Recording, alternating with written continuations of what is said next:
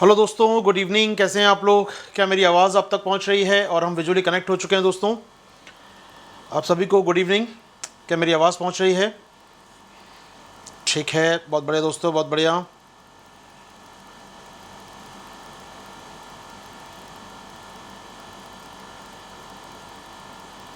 ठीक है, बहुत बढ़िया दोस्तों, बहुत बढ़िया।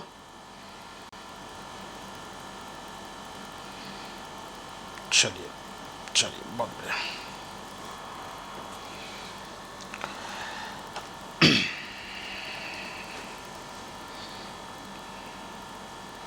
दोस्तों हम लोग अभी करंट अफेयर्स करने वाले हैं। कुछ छुट्टी खबरें और अच्छी खबरें कुछ हमारे पास क्या है करंट अफेयर्स में। दो सेशन होंगे आपके। एक सेशन ये यहाँ से लेकर 11:20 तक, और एक सेशन होगा 11:20 से फिर फर्दर अपना बात तक। तो दो सेशन है दोस्तों, 10:30 से 11:20, 11:20 से फर्दर, दो सेशन बैक टू बैक दोस्तों। ठीक है, उम्मीद कर रहा हूँ मेरी आवाज़ आप तक पहुँच गई है। शुरू किया जाए बिना रुके बिना थके। प्रियंका कह रही है उनका 25th रैंक आया। किस में 25th रैंक आया दोस्त? कॉम्बैक्ट में या फिर UCSC में?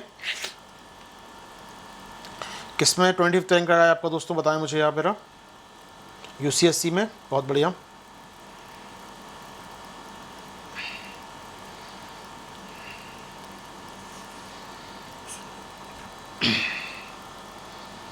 चलिए, बधाई हो, बहुत बढ़िया। आइए दोस्तों शुरू करते हैं बिना रोके। हम लोग सब लोगों को बधाई जिन्होंने अच्छा किया कॉम्बैक्ट में या UCSC में। जो अच्छा नहीं कर पाए अगली बार मौका मिलेगा अच्छा करने का दोस्तों आपको। चलिए बिना देर शुरू करें, ऑलरेडी काफ़ी डील हो गया हमको यहाँ पर आज। ठीक है, ठीक है,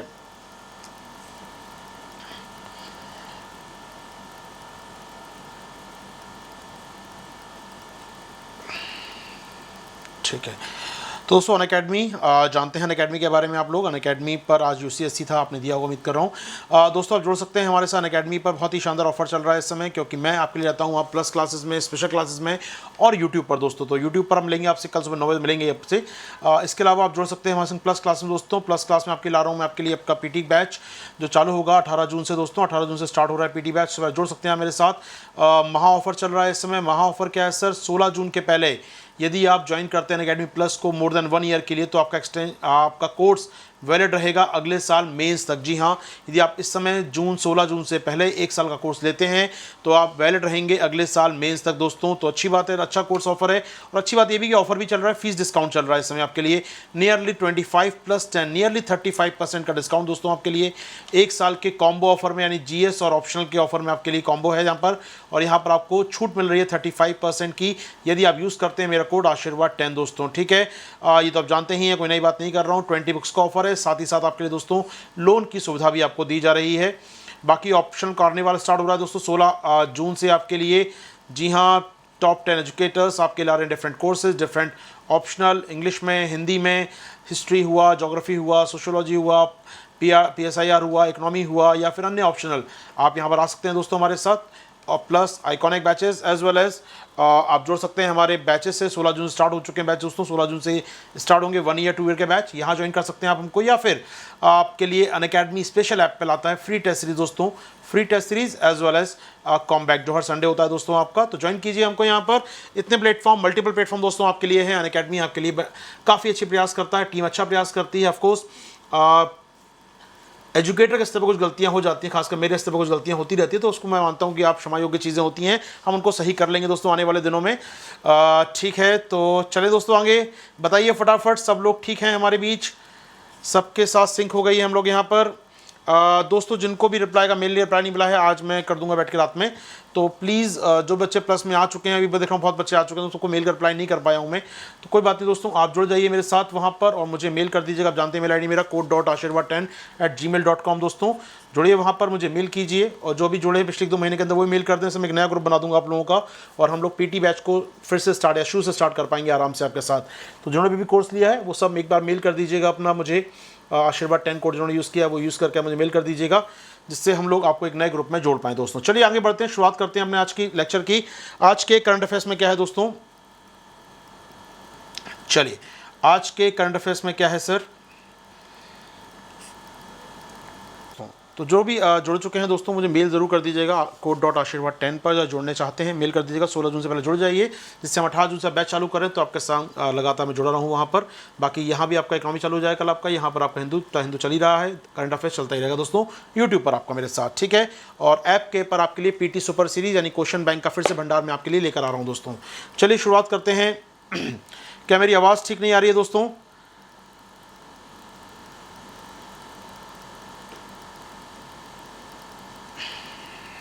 चलिए, बहुत बढ़िया दोस्तों, बहुत बढ़िया। बच्चों को मालूम है क्या मालूम पड़ता है? मालूम पड़ता है यार, देखो भी यहाँ पर लाइव देखें, जगह रात में क्या परेशान करना, सुबह सर डाल ही देंगे यूट्यूब पर, वहीं देख लेंगे। तो बच्चों में बहुत बहुत आलसी वाले बच्चे हैं। चिंता मत करो, बट एक आध दिन गायब कर दूंगा, फिर आप दावा नहीं कर पाओगे सर आपने करंट अफेयर्स डाला नहीं। यहाँ से लेट हो जाएगा, वहाँ भी नहीं आएगा, आप कहोगे सर आ ही नहीं पाए, हम तो देख ही नहीं पाए। ठीक है, चलो, तो मैं कुछ भी कर सकता हूँ ना, मैं ऑथराइज हूँ, है ना। मेरा लेक्चर है 24 घंटे में ऑथराइज रहता हूँ, उसके साथ उसका अनअकैडमी का हो जाता है, अनअकैडमी ऑथराइज है फिर कुछ भी करने के लिए। जस्ट जोकिंग यार, आप लोग आओ ना आओ, मेरा काम है पढ़ाना, मैं अपना काम करता रहूँ, आप अपना काम करता रहें। चलें, पार्टिकल फिजिक्स जैसा हाँ कुछ कर सकता हूँ मैं। चलो आइए दोस्तों, पहली खबर पुरानी है, नहीं नई खबर से स्टार्ट करेंगे, बाद में बात करेंगे इस पर यार। इंडेक्स बात करनी है मुझे आपसे, नीति आयोग को इंडेक्स की बात बाद में करूँगा आपके साथ में। चालू करते हैं आज की पहली खबर से दोस्तों, आज की खबर से स्टार्ट करते हैं। हम लोग आज ही खबर करेंगे, प्लस इसमें एसडीजी इंडेक्स करेंगे, क्योंकि आज ही कराना ज़रूरी, कल क्यों नहीं करा सकता मैं इसको, आज नहीं हुआ तो फिर कभी नहीं हो पाएगा एसडीजी इंडेक्स, लिए आज इसको कराना ज़रूरी है, अंतिम तारीख है इसको कराने की, वरना फाइल वैनिश हो जाएगी मेरे सिस्टम से, तो आज कराना ज़रूरी है इसको। बात करेंगे, पूरी खबर कर लें पहले हम लोग, फिर बात करेंगे एसडीजी इंडेक्स पर आपके साथ। आइए दोस्तों शुरुआत करते हैं। जीएसटी पर मिनिस्टर ऑफ काउंसिल की मीटिंग हो गई दोस्तों। मीटिंग होकर आप जानते हैं क्या हुआ था, मालूम है आपको?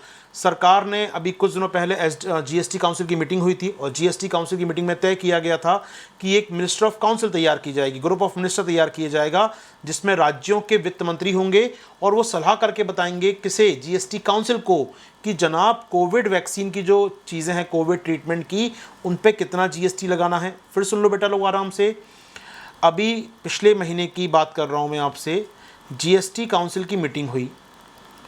इस काउंसिल ने एक फैसला किया, बनाया जाए group of ministers. Group of minister कौन कौन से? राज्यों के वित्त मंत्री शामिल किए गए इसमें। इनको ये कहा गया भैया अगले 10 दिन का टाइम दे रहे हैं आपको, ये बताओ कि 10 दिन का टाइम दे रहे हैं, बताओ कि जीएसटी कितना लगना चाहिए कोविड वैक्सीन पर, ट्रीटमेंट पर, रेमडेसिविर इंजेक्शन पर, वेंटिलेटर पर, एम्बुलेंस पर, सब पे बता दो कितना कितना जीएसटी चाहते हो। तो इस ग्रुप ऑफ मिनिस्टर ने डिस्कशन किया आपस में, सभी पार्टिकल पार्टी से राज्यों में बात की और रिकमेंडेशन दी अपनी जीएसटी काउंसिल को। काउंसिल ने रिकमेंडेशन को स्वीकार कर लिया है और जीएसटी की दरें कम कर दी हैं। किसके ऊपर? कोविड संबंधित ट्रीटमेंट के ऊपर। अच्छी बात है सर। कितना हो गई है वो एक नज़र मार लेते हैं, आपका साथ काम आसान हो जाएगा। निर्मला जी आप देख रहे हैं प्याज नहीं खाती हैं यहाँ पर, ये इनके सौजन्य से आप देख रहे हैं यहाँ पर क्या क्या हो गया सर। कुल मिला के समझेंगे कुछ चीज़ों पर, जैसे आप देख रहे हैं ये जो ब्लैक फंगस टाइप जो बीमारी है म्यूकोमाइकोसिस, उसके लिए जो लगता है एम्फोटेरिसिन, इस पर जीएसटी नील कर दिया सरकार ने भैया, अच्छी बात है। बाकी सब पर जीएसटी ना 5%, universal formula 5% other than ambulance. Ambulance पर 28 काफ़ी ऑलरेडी ज़्यादा था, तो सरकार ने 12 कर दिया उसको, ठीक है। तो यहाँ पर दोस्तों आप देख रहे हैं, तो यहाँ पर हम देख रहे हैं 2 इंजेक्शन, बाकी जो वैक्सीन बनेंगी कुछ भी होगा सब पे 5%, तो या तो नील होगा या 5 होगा, या एम्बुलेंस है इस चीज़ पे 12%। तो केवल एम्बुलेंस पे 12 है, बाकी सारा तो यूनिवर्सल याद रखना, जीएसटी आ जाए कोविड वैक्सीन पर, कोविड के वैक्सीन पर, कोविड के ट्रीटमेंट पर, चाहे वो ग्रेड ऑक्सीजन की बात हो जाए, चाहे वो रेमडेसिविर इंजेक्शन की बात हो जाए, चाहे वो आप वेंटिलेटर की बात हो जाए, ऑक्सीजन कंसंट्रेटर की बात हो जाए, आपसे बात हो जाए कोई भी नज़ल कैप्सूल, टेस्टिंग किट, ये वो ऐसा वैसा, ये ऐसा वैसा, कुछ सब पे 5%। तो 0% केवल ब्लैक फंगस के इंजेक्शन पर, 5% सब पर, और 12% एम्बुलेंस के ऊपर। That's it. इवन जो लाशें जलाते हैं ना, क्रिमेशन सेंटर जो होते हैं, उनकी स्थापना कर ली गई 5% जीएसटी सरकार का, ठीक है। तो सेवाएं देते हैं जीएसटी 18% लगता है सेवाओं पर, सर्विस पर, क्योंकि लाश जला रहे हैं, डेड बॉडी जला रहे हैं वो आपके लिए, तो भैया उस पर 5% कर दिया सरकार ने। चलो सस्ते में जलाओ डेड बॉडी यहाँ पर। तो सरकार चाहती है सब पे सस्ता हो जाए, हैंड सैनिटाइज़र पे सस्ता हो जाएगा, हैंड सैनिटाइज़र सस्ता हो जाएगा, टेम्परेचर चेक करने का इक्विपमेंट सस्ता हो जाएगा, पल्स ऑक्सीमीटर, सब पर कितना हो गया 5%। याद रहेगी खबर दोस्तों, याद रहेगी खबर। यहाँ पर वैक्सीन पर भी 5% लिखा नहीं है इस पर वैक्सीन पे, क्योंकि वैक्सीन में चेंज नहीं हुआ है। बाकी सब में चेंज हुआ, यहाँ लिखा है कि सब में चेंज हुआ है, लेकिन वैक्सीन पे पहले भी 5% था, अभी भी 5% है। ठीक है, तो वैक्सीन जो बिकेंगी 5% कॉमन जीएसटी होगा उस पर। ठीक है दोस्तों, वन थिंग यार, एक बात आओ, वैक्सीन पे 5%, मैंने सुना सरकार की पॉलिसी में है कि 75% वैक्सीन कौन खरीदेगा? सरकार खरीदेगी, भारत सरकार खरीदेगी कंपनियों से, और सरकार खरीदेगी, सरकार किसको पे करेगी? जीएसटी। सरकार 5% महंगा लेगी, जीएसटी 5% कंपनी को देगी, कंपनी किसको देगी? वो सरकार को देगी। सही है यार, मतलब ठीक है ना, मतलब ग्राहक भी सरकार ही है, तो कंपनी बनाएगी, बनाकर सरकार को बेचेगी 75% वैक्सीन, इस पर सरकार जीएसटी पे करेगी 5%, बाद में सरकार को लौटा देगी। इतना आसान नहीं है, क्योंकि पैसा देगी गवर्नमेंट ऑफ इंडिया, और जो जीएसटी आएगा 5%, उसमें राज्य का जाएगा 2.5%, और 2.5% केंद्र को मिलेगा। होगा कि नहीं होगा? तो राज्य को थोड़ा फ़ायदा हो गया बैठे बैठे ना। लेकिन इम्पॉर्टेंट बात ये भी है कि जो प्राइवेट हॉस्पिटल हैं वो तो खरीदेंगे जीएसटी, उनको देना पड़ेगा 5% जीएसटी। वहाँ जो लोग लगवा रहे हैं उनको 5% देना पड़ेगा। मान लो 600 की वैक्सीन है, 5% जीएसटी है, प्लस 150 रुपये चार्ज है, यानी आपको ये पे करना पड़ेगा एक्स्ट्रा, यानी 750 का 5%, ऑलमोस्ट आपको 800 रुपीज़ पे करने पड़ेंगे। वैक्सीन के लिए 600 रुपये की हो सकती थी, यानी 25% आबादी को महंगा पड़ेगा, कोई बात नहीं। लेकिन चूँकि सरकार फ्री में लगा रही है आपको, तो आप पर जीएसटी का 75% जनसंख्या पर जीएसटी का कोई बोझ नहीं होगा, बल्कि सरकार को रिसोर्स और मिल जाएंगे यहाँ पर। ठीक है सर, तो यहाँ पर 25% आबादी प्राइवेट में लगवा रही है जो, उनको ये आप महंगा वैक्सीन दे रहे हैं। ठीक है सर, क्या बात स्पष्ट है हमको यहाँ पर? तो ग्राहक की सरकारी ग्राहक के लार्जेस्ट यहाँ पर, उम्मीद कर रहे हैं समझ में आ गई होगी पहली बात आपको। क्या पहली खबर समझ में आ गई है जीएसटी की? डन है जी। बाकी जीएसटी काउंसिल क्या होती है, इसका स्ट्रक्चर क्या होता है, इसका मैंडेट क्या होता है, बचकानी बातें हो गई, पुरानी बातें हो गई। अब ये जीएसटी काउंसिल क्या होती है, इसका स्ट्रक्चर क्या होता है, संविधान में क्या लिखा है इसके बारे में, कंपनसेशन एक्ट क्या होता है, जीएसटी एक्ट क्या होता है, मुआवजा अधिनियम क्या है, सब हम लोग जानते हैं, रट चुके हैं, घसीटा मार चुके हैं। याद है ना जीएसटी सब कुछ? नहीं तो जाएंगे जीएसटी टाइप करेंगे, आशीर्वाद सा टाइप करेंगे गूगल यूट्यूब पर, 2 शानदार लेक्चर हैं जीएसटी 1 2 3, जाके देख लीजिएगा, मन भर जाएगा, खूब जीएसटी मिलेगा उसमें आपको। ठीक है दोस्तों, ओके जी, मिल जाएगा जीएसटी। बहुत पढ़ा है जीएसटी हमने, मतलब जीएसटी से ज़्यादा, मतलब फाइनेंस मिनिस्टर जीएसटी हमने पढ़ा होगा लगता है हम लोगों ने अपनी लाइफ के अंदर 1 साल के अंदर। अभी सचिन सिंह कह रहे थे सर 1 साल हो गया आपसे जुड़े हुए और अपना भी पूरा नहीं हुआ। शिकायत थी सचिन सर की मैं कि सर अब नहीं आऊँगा आपकी क्लास में, मैं बॉयकॉट कर रहा हूँ, हैशटैग आशीर्वाद सर बॉयकॉट क्लास चलेगी आपकी, अब मैं हैशटैग चलाऊँगा ये, और मैं नहीं आऊँगा क्लास में आपकी। ठीक है यार, मत आओ यार, पढ़ लिया 1 साल पढ़ लिया ना, और 1 साल तक मुझसे जुड़े रहे हो ना, भले इकनॉमी पूरा हुआ हो ना हुआ हो, मेरा वादा है कि एग्जाम इकनॉमी क्वेश्चन हो जाएगा, मैं लिख के दे रहा हूँ आपसे। आप लास्ट ईयर जून से जुड़े हो मेरे साथ, तो मेरा दावा है कि आपका क्वेश्चन एग्जाम में हो जाएगा। इकनॉमी का करंट अफेयर से आता है, क्योंकि ट्रेडिशनल आएगा तो ट्रेडिशनल पढ़ चुके काफ़ी मेरे साथ। ठीक है, 2-4 दिन और रुक जाओगे तो बाकी पूरा पढ़ लोगे, कोई बात नहीं। हैशटैग बॉयकॉट चलाओ आराम से, कोई समस्या नहीं है यार। ठीक है, चल जाए तो चला लो यार। ठीक है, आगे बढ़ें सर। आज टेस्ट हो गया? जी हाँ, टेस्ट हो गया सर। चलो सचिन सर कह रहे हैं आप, थैंक्स सर। चलो कोई बात नहीं सचिन, आगे बढ़ते हैं, आगे चलते हैं दोस्तों। अगली खबर पे आते हैं आपके साथ। सुनो भैया, गेम चेंजर है ज़िंदगी में। गेम चेंजर आपके लिए नहीं, गाड़ियों के लिए। किसी गाड़ियों के लिए? ईवी की गाड़ियों के लिए। जी हाँ, देश में बैटरी वाली गाड़ियों के लिए एक नया चमत्कार, एक नया प्रकार से मैं कहूँगा गेम चेंजर सरकार की पॉलिसी आ गई है। क्या गेम चेंजर हो गया? सरकार ने ईवी गाड़ी यानी इलेक्ट्रिक व्हीकल यानी बिजली चलने वाली गाड़ी यानी बैटरी चलने वाली गाड़ी की खरीद पर सब्सिडी बढ़ाने का फैसला किया है। 50% ज़्यादा सब्सिडी मिलेगी पहले से आपको। पहले मिलता था 2 व्हीलर खरीदने पर 10,000 रुपये की सब्सिडी, यानी गाड़ी की कीमत 80,000 की है तो आपको 70,000 की मिलती थी। 1 लाख की गाड़ी है तो 90,000 की मिलती थी, अब वो मिलेगी 85,000 की। 15,000 मिलेगी सब्सिडी। 50% सरकार ने सब्सिडी को रेस कर दिया है। किसकी? Increase subsidy for electric vehicles of 2 wheelers ना दोस्तों, ठीक है ना।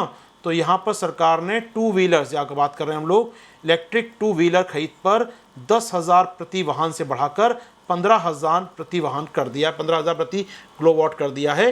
अगर गाड़ी अधिक किलोवाट की हुई तो अधिक सब्सिडी मिल जाएगी आपको। बड़ा काम है यहाँ पर, ये बहुत बड़ा काम है। क्या बहुत बड़ा काम है?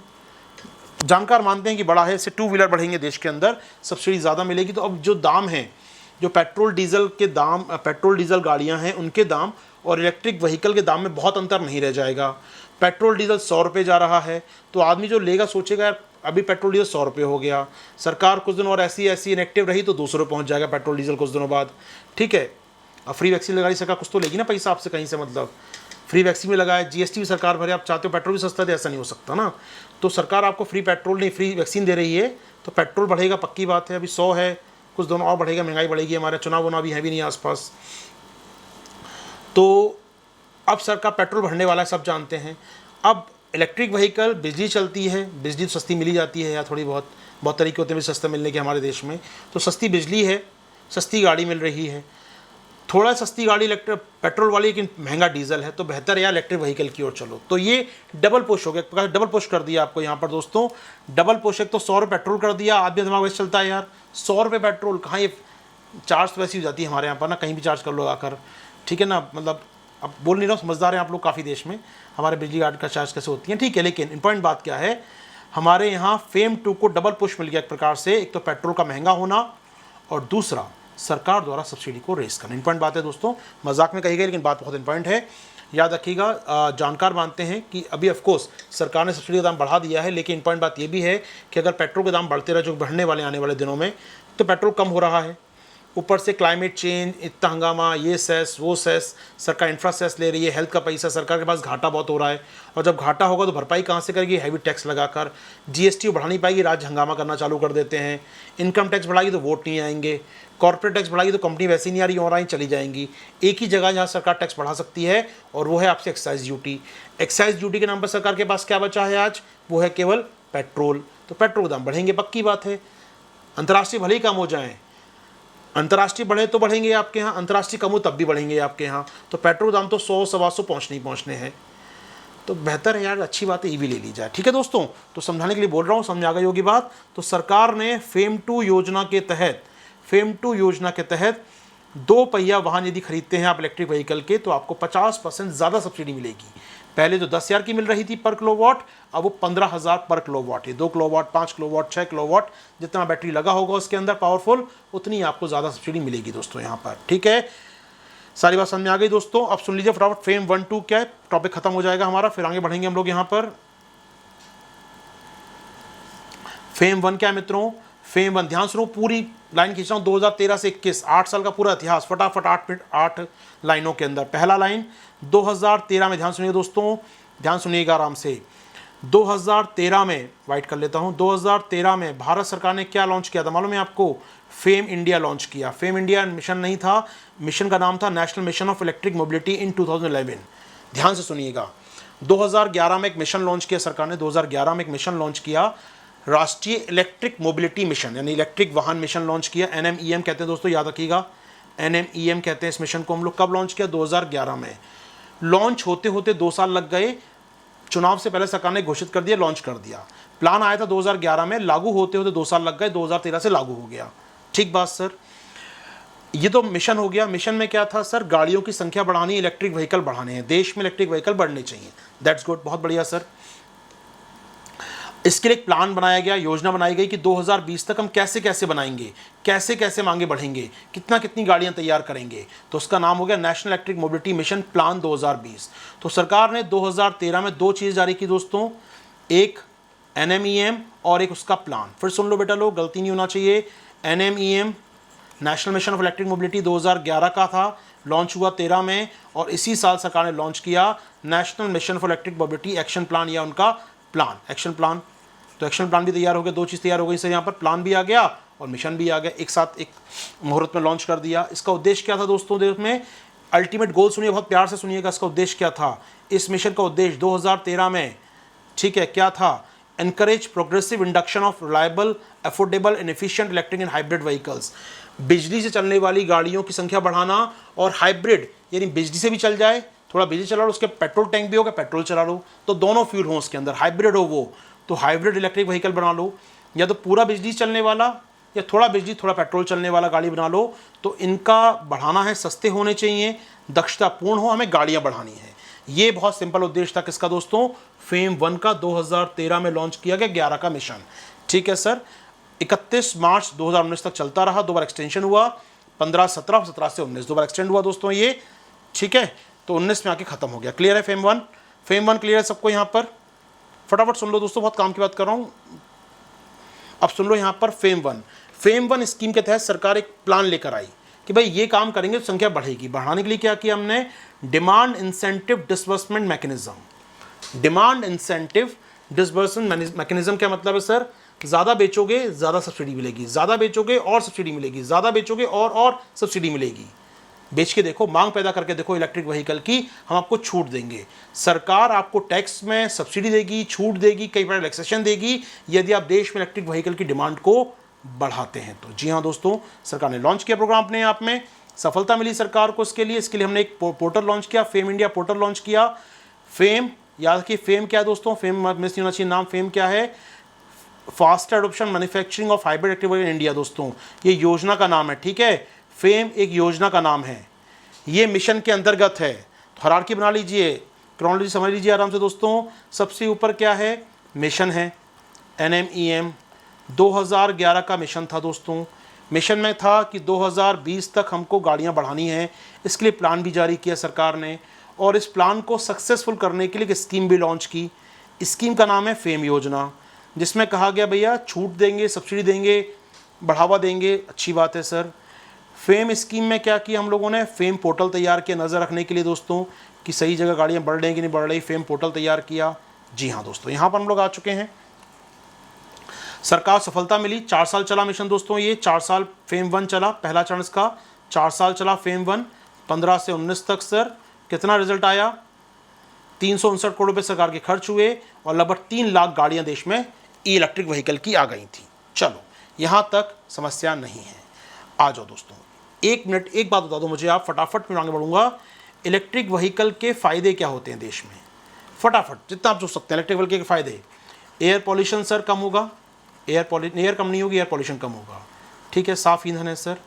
डिमांड ऑफ पेट्रोल डीजल कम होगी सर, जिससे हमारा फॉरेक्स बचेगा, विदेशी मुद्रा भंडार बचेगा हमारा, $600 बिलियन हो गया सर आजकल वैसे ही है। पेट्रोल डीजल कम मांग होगी सर। CO2 मिशन कम होगा सर, जिससे ग्रीन हाउस गैसों का उत्सर्जन कम होगा, हमारे पेरिस टारगेट हम प्राप्त कर पाएंगे, पेरिस के लक्ष्य प्राप्त कर पाएंगे सर।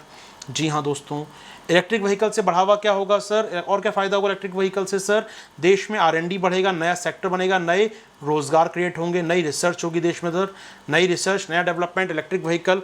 और जब बैटरी बनेंगी, क्योंकि सपोर्टिव इंडस्ट्री जो है बैटरी की है इसमें, क्योंकि अब बैटरी में रिसर्च होगी तो बहुत फ़ायदा मिलेगा, क्योंकि इससे रिन्यूएबल एनर्जी को फ़ायदा होगा। सोलर पावर में बैटरी चाहिए होती है, विंड पावर में बैटरी चाहिए होती है, आपको जगह जगह बैटरी चाहिए होती हैं, तो आपको बैटरी में रिसर्च बढ़ेगा देश में, और जब बैटरी बढ़ेंगे तो देश में काफ़ी कुछ और चीज़ें बढ़ेंगी, रिन्यूएबल एनर्जी बढ़ेगी। मानते हैं दोस्तों आप लोग, अल्टीमेटली फ़ायदा मिलने वाला है। इलेक्ट्रिक व्हीकल बढ़ेंगे तो क्या होगा सर, देश में FDI आएगा, देश में निवेश होगा, देश में तकनीक बढ़ेगी, हमारा देश लीडिंग कंट्री बनेगा, आत्मनिर्भर बनेगा, मेक इन इंडिया होगा। चलो दोस्तों, सारे फायदे गिना दिए, बोर्ड बढ़ गया। आगे बढ़ते हैं आपके साथ, कहानी को आगे ले चलते हैं। क्या मेरे मित्रों बात समझ में आ रही है आपको, बताइए मुझे फटाफट आप लोग। फेम 1 कंप्लीट हो गया, फेम 2 पे आ जाओ फटाफट। 2 लाइन फेम 2 के बारे में भी श्रद्धांजलि इसको भी दे दे दोस्तों हम लोग। फेम 2 कब लॉन्च किया सरकार ने, अगले ही दिन, जब वो खत्म हुई 31 मार्च को फेम 1, फेम 2 लॉन्च कर दिया। फेम 2 लॉन्च कर दिया सर, 10,000 करोड़ 3 साल के लिए। अल्टीमेट गोल वही था सर, इलेक्ट्रिक व्हीकल बढ़ाओ या हाइब्रिड व्हीकल बढ़ाओ। इसमें कहा गया 7,000 ई बस लेकर आएंगे, 5 लाख इलेक्ट्रिक 3 व्हीलर लेकर आएंगे, 55,000 इलेक्ट्रिक 4 व्हीलर लेकर आएंगे, और लगभग 10 लाख इलेक्ट्रिक 2 व्हीकल लेकर आएंगे। जी हाँ, और इसमें चार्जिंग इंफ्रास्ट्रक्चर, जगह जगह चार्जिंग पॉइंट हो, प्लग लगाओ बैटरी चार्ज करो अपने गाड़ी की, वो भी तैयार करेंगे दोस्तों। तो फेम 2 चल रहा है, इसमें कोई समस्या नहीं है। ठीक है दोस्त, बड़ा नुकसान मत पूछा करो हर चीज़ का, नुकसान नहीं होता हर चीज़ का। अच्छी बात करें, नुकसान ढूंढते हो, नुकसान का इलेक्ट्रिक व्हीकल का यार, मतलब अब पृथ्वी सूर्य के चारों घूम रही है, इसमें नुकसान क्या, घूमने दो ना यार, मतलब घूम रही है यार, उसके पीछे नुकसान ढूंढने बैठ जाओ सर। एनर्जी खत्म हो रही होगी पृथ्वी की सर, जीवन खत्म हो रहा है, क्या करना है यार, तुम पॉजिटिव बात ढूंढा करो यार हर चीज़ में। चलो अब यह दिखा दिया मैंने आपको, ऐसे चलो बता दूं मैं आपको। फेम को, मिशन को एकमात्र मंत्रालय चला रहा है दोस्तों, डिपार्टमेंट ऑफ हैवी इंडस्ट्री, भूलना नहीं है आपको इसका नाम, डिपार्टमेंट ऑफ हैवी इंडस्ट्री।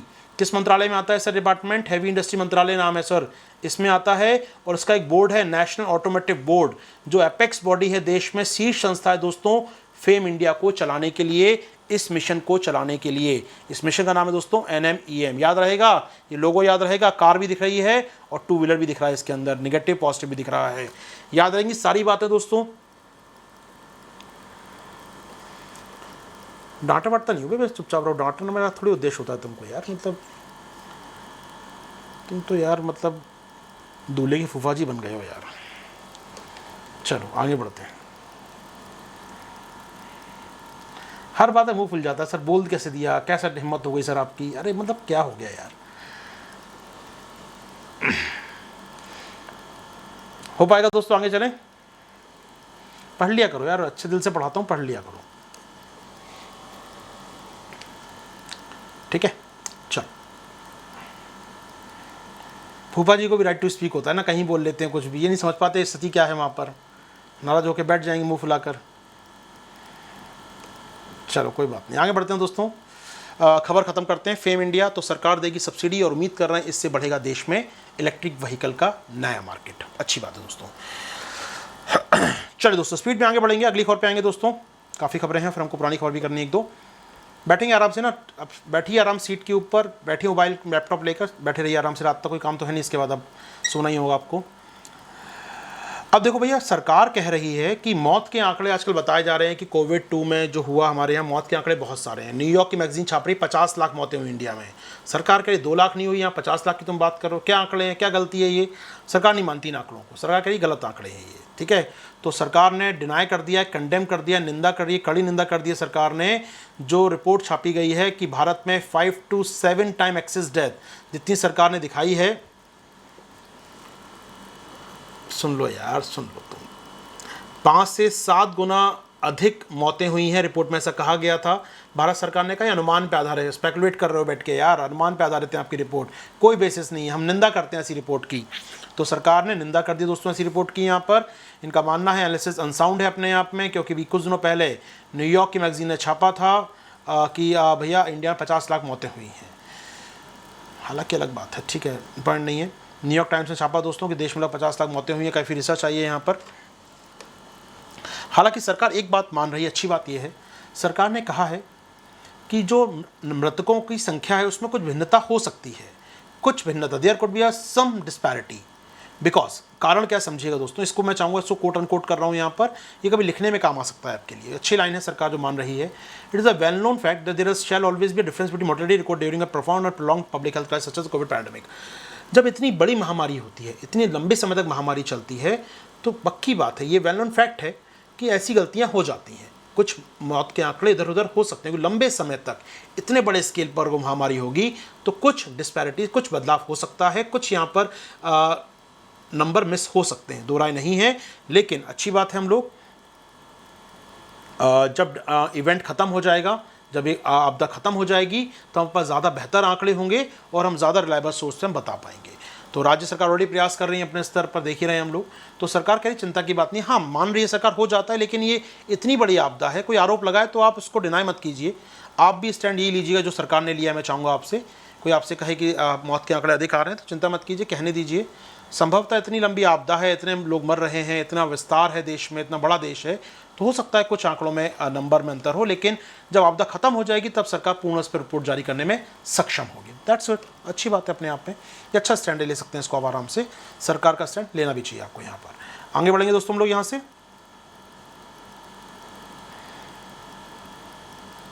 चलिए दोस्तों आगे चलते हैं, थोड़ा आगे बढ़ेंगे, अगली खबर पे आएंगे।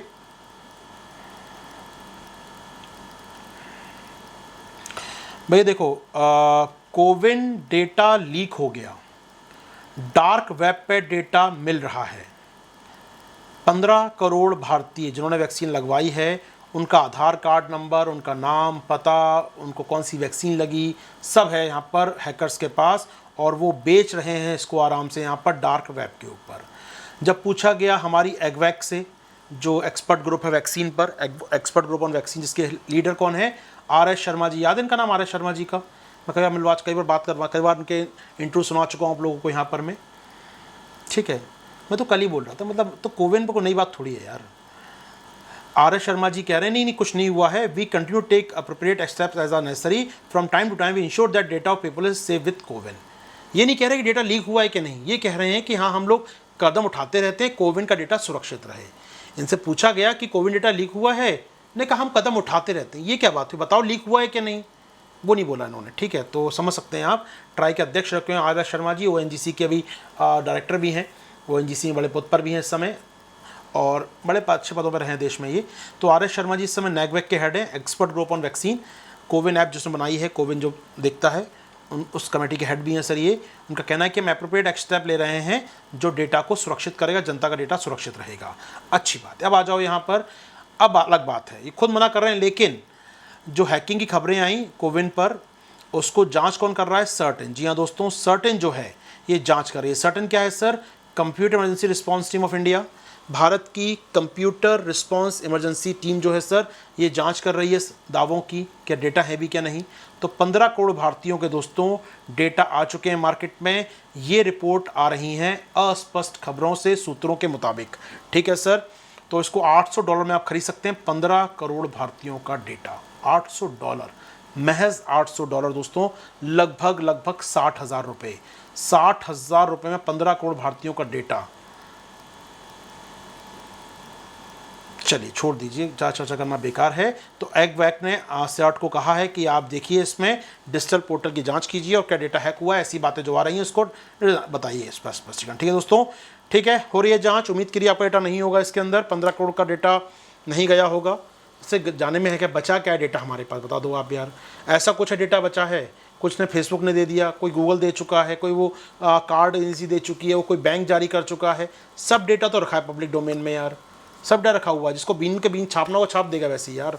मतलब क्या छुप गया है, मतलब ना, जिसने आधार कार्ड डेटा लीक हो गया जैसे इसमें बचा क्या होगा। ऐसा तो बनता मानते हैं कि आधार कार्ड डेटा लीक हुआ है तो डेटा बचा ही क्या फिर आपका अपना ना। तो कोई क्यों खरीदेगा 60,000 रुपये दे के भी। मैं तो नहीं खरीदूंगा, डेटा वैसे मिल जाएगा 15-20 रुपये में, मैं क्यों खरीदूंगा 60,000 रुपये दे के डेटा ये। ठीक है, चलो दोस्तों। अच्छा, सर्टेन क्या जान लो, सर्टेन क्या है सर, 2 मिनट सुन लो बेटा। सर्टेन क्या है, जनवरी 2004 में इसको तैयार किया गया था दोस्तों, जनवरी 2004 से तैयार हो चुकी है सर ये। सर्टेन किस मंत्रालय में आती है दोस्तों, मिनिस्ट्री ऑफ इलेक्ट्रॉनिक्स। ठीक है, नाम देख लो बेटा, लिखा हुआ है मंत्रालय का, मिनिस्ट्री ऑफ इलेक्ट्रॉनिक्स नाम लिखा हुआ है यहाँ पर, मार्का बदलता हूँ मैं, मिनिस्ट्री ऑफ इलेक्ट्रॉनिक्स नाम है इस मंत्रालय का। ठीक है, इसके अधीन आती है सर ये, अच्छी बात है सर। आइए दोस्तों, ये क्या है, सर्टेन जो है सर ये cyber community in the certain the national nodal agency for responding computer security incident as and when they occur. जी हाँ, ये भारत की शीर्ष संस्था है, मुख्य संस्था है भारत में होने वाले साइबर अपराधों पर या साइबर कंप्यूटर सिक्योरिटी में जो भी हमले होते हैं उनकी शीर्ष संस्था है सर। ठीक है, अब सुन लो दोस्तों, IT अमेंडमेंट एक्ट 2008, IT अधिनियम इंफॉर्मेशन टेक्नोलॉजी एक्ट जो साल 2000 का है दोस्तों, IT एक्ट साल 2000 का है, ये 2008 में अमेंडमेंट किया गया था, इसके अंदर संशोधन किया गया था इसके अंदर, जिसके बाद सर्टेन को हमने क्या किया, डेजिग्नेट कर दिया है to serve as the national agency to perform the following action. ये काम करने के लिए क्या बन गई है सर, वो नेशनल एजेंसी बन गई है, राष्ट्रीय एजेंसी बन गई है। क्या क्या काम करने के लिए, आइए सर ढूंढते हैं आपके साथ क्या क्या काम कर रही है दोस्तों। अगर इन्फॉर्मेशन साइबर अपराधों की इन्फॉर्मेशन पता करना हो, एनालिसिस करना हो, सिक्योरिटी मामले हो, साइबर सिक्योरिटी इमरजेंसी मेजर क्या लेना है, क्या कदम उठाना है, कुल मिलाकर पढ़ लीजिएगा आराम से, विशेष बात नहीं है सर।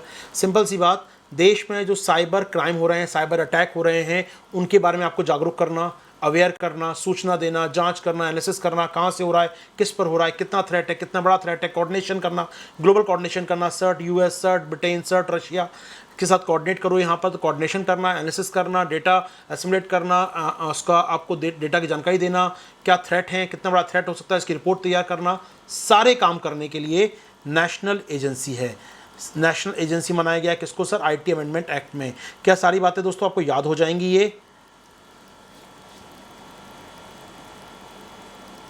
याद हो जाएंगी, कर लेना बेटा। ठीक है, निकाल के लाया हूँ स्लाइड आपके लिए सर्टेन की वेबसाइट से, वैसे भी कॉपी नहीं होता उसकी वेबसाइट में, ऐसा कर रखा है कि राइट क्लिक काम नहीं करता उसकी वेबसाइट पर, तो प्रिंट आउट निकाल तो उसका स्क्रीनशॉट लेना पड़ता है वहाँ से, फिर स्क्रीनशॉट लाओ, फिर यहाँ चिपकाओ, अमेंडमेंट करो उसके अंदर, इतना हंगामा। ठीक है, पढ़ लेना बस आप लोग। ठीक है, मंत्रालय आपका मिनिस्ट्री ऑफ इंफॉर्मेशन। बहुत बढ़िया दोस्तों, बहुत बढ़िया, सब ठीक चल रहा है हमारे बीच। अच्छा, ये तो जानते होंगे डार्क वेब ना, कई बार पढ़ चुके हैं डार्क वेब क्या होता है ना। अभी हम दूसरा डार्क वेब क्या होता है sir. Dark web, deep web और सरफेस यानी कि world wide web, surface web भी कहते हैं इसको हम लोग, सरफेस वेब। सुना है ना, कई बार सुना होगा इसको। इंटरनेट पे जो डेटा है उसका केवल 4% दोस्तों सर्च कर सकते हैं इजीली। आप गूगल से, विकीपीडिया में आप सर्च कर सकते हैं। ये कहलाता है सरफेस वेब, दिख रहा है।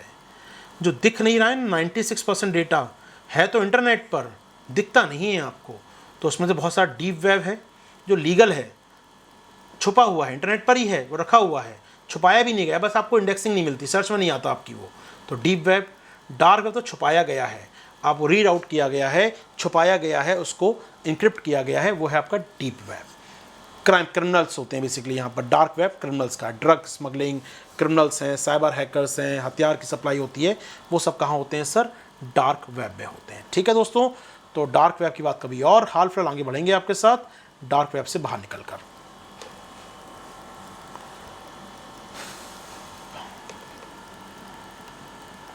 तो हाउस द जोश, बढ़िया है, हाउस द जोश पब्लिक।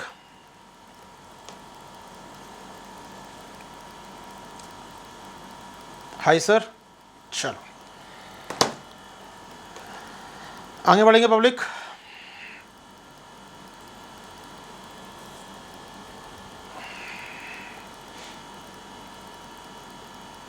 भैया सुनो, CSIR और लक्ष्मी नाम था ना इसका, तो लक्षाई लाइफ, ठीक है, लक्षाई, जी हाँ लक्षाई लिखा है।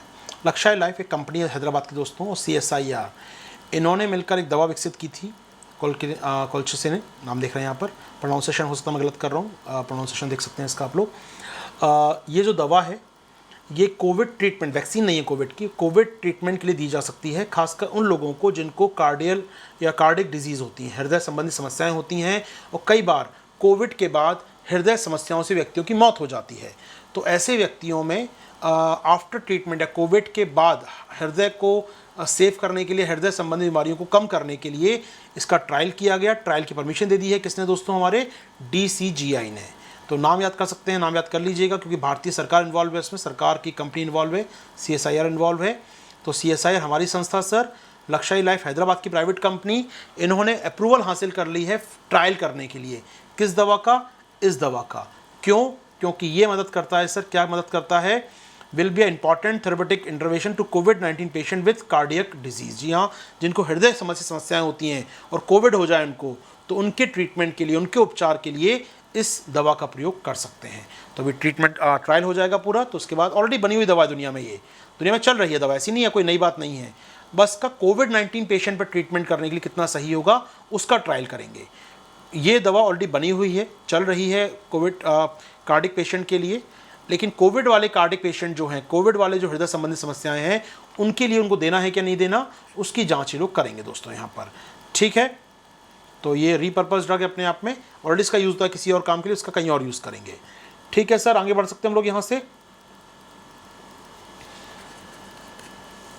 ठीक है ठीक है ठीक है ठीक है, आ जाओ आ जाओ आ जाओ, सब लोग आ जाओ अंदर आराम से। आज सुबह से मैं लगभग ना, मैं बताऊँ मैं आपको, आज सुबह से मैं कब 9 बजे ना, हाँ 9 बजे से नहीं 8 बजे से 8:45 पे बैठा था इस चेयर पे, और ऑलमोस्ट 13 घंटे 15 घंटे होने को आ गए हैं मुझे। अब 15 घंटे में लगभग 10-11 क्लास तो मैंने की होंगी, मुझे याद नहीं कितनी के बाद, बीच में बैटरी खत्म हो गई थी आज मेरी शाम वाली क्लास में, तो मेरा बहुत मन था लंबी क्लास लेने का, लेकिन बैटरी खत्म हो गई थी तो वो क्लास रोकनी पड़ी मुझे, वरना वो क्लास बहुत अच्छी हो रही थी मेरी आज। एक चलिए तो हो जाता है, तो 1 आध घंटे का ब्रेक हुआ है, मज़ा आता है क्लास लेने में यार।